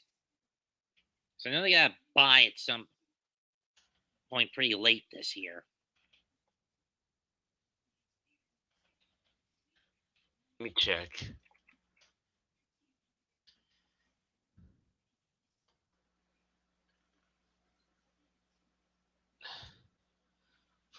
For the upcoming games for the Giants, let's see. You know, they go to Miami and Buffalo over the next 2 weeks, and they come home and face Washington and then the Jets. Then what? Okay. Sunday the 5th. So the next one's on the 8th against the In Dolphins. Miami. Then the 15th in Buffalo. 22nd Buffalo. against Washington. 29th against the Jets. And then who? And then November 5th is the Raiders. In Vegas.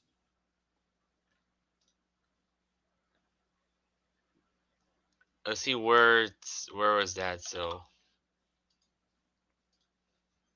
I don't know where, but Probably in Vegas. yeah, Vegas, yeah. And then who? Who on the 12th? And then they'll go to the Patriots on the 26th. What do you mean? Oh, so they're off on the 12th or the 19th? So they're gonna go against the Cowboys on the 12th and the Commanders on the 19th. So 20. So they're going to be off on the 3rd. I Bengals, think, yeah, Cardinals, Browns, Ravens, they'll be and off the 3rd. are the next 5 games for the Seahawks. Yeah, until December 11th. They're off. Seahawks will be off next week. They'll go to Cincinnati, then host Arizona and Cleveland, go to Baltimore, and then host Washington. 4th and 3, and it looks like Carroll's going to go for it. I mean, just to drive the dagger into the heart. I don't blame him at this point. Either that, they're going to try to drive the Giants offside. Though, granted, it's a moot point. Call timeout.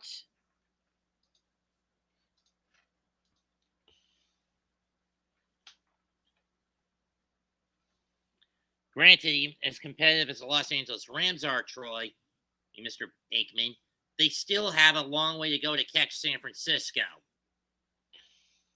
So it looks like they're going to go for the field goal here, or they're going to bring Locke in to try to just drive the dagger into the heart. There's only 75 seconds left, so either way, it's a moot point. Know what I mean? Even Yeah.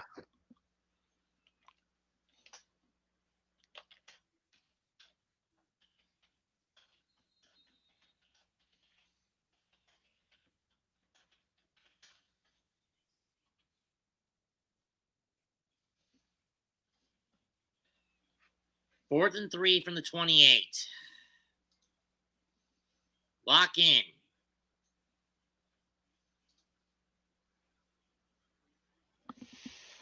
Lock snaps, fires, swat at the line, turnover on downs. Again, doesn't really matter at this point with $1.11 left.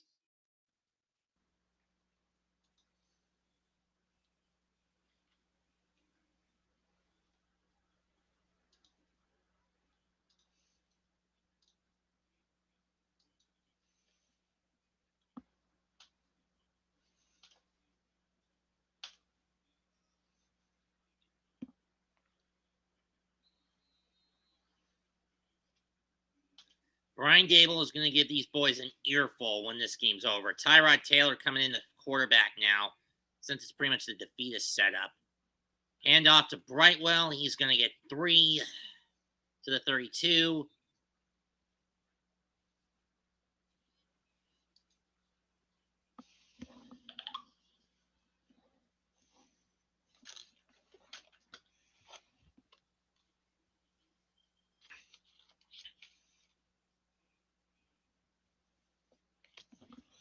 Damn right, you damn right, you damn right, Aikman. Hand off to Brightwell again. He's not going to get much. Put the nail in the coffin. Seahawks win 24-3.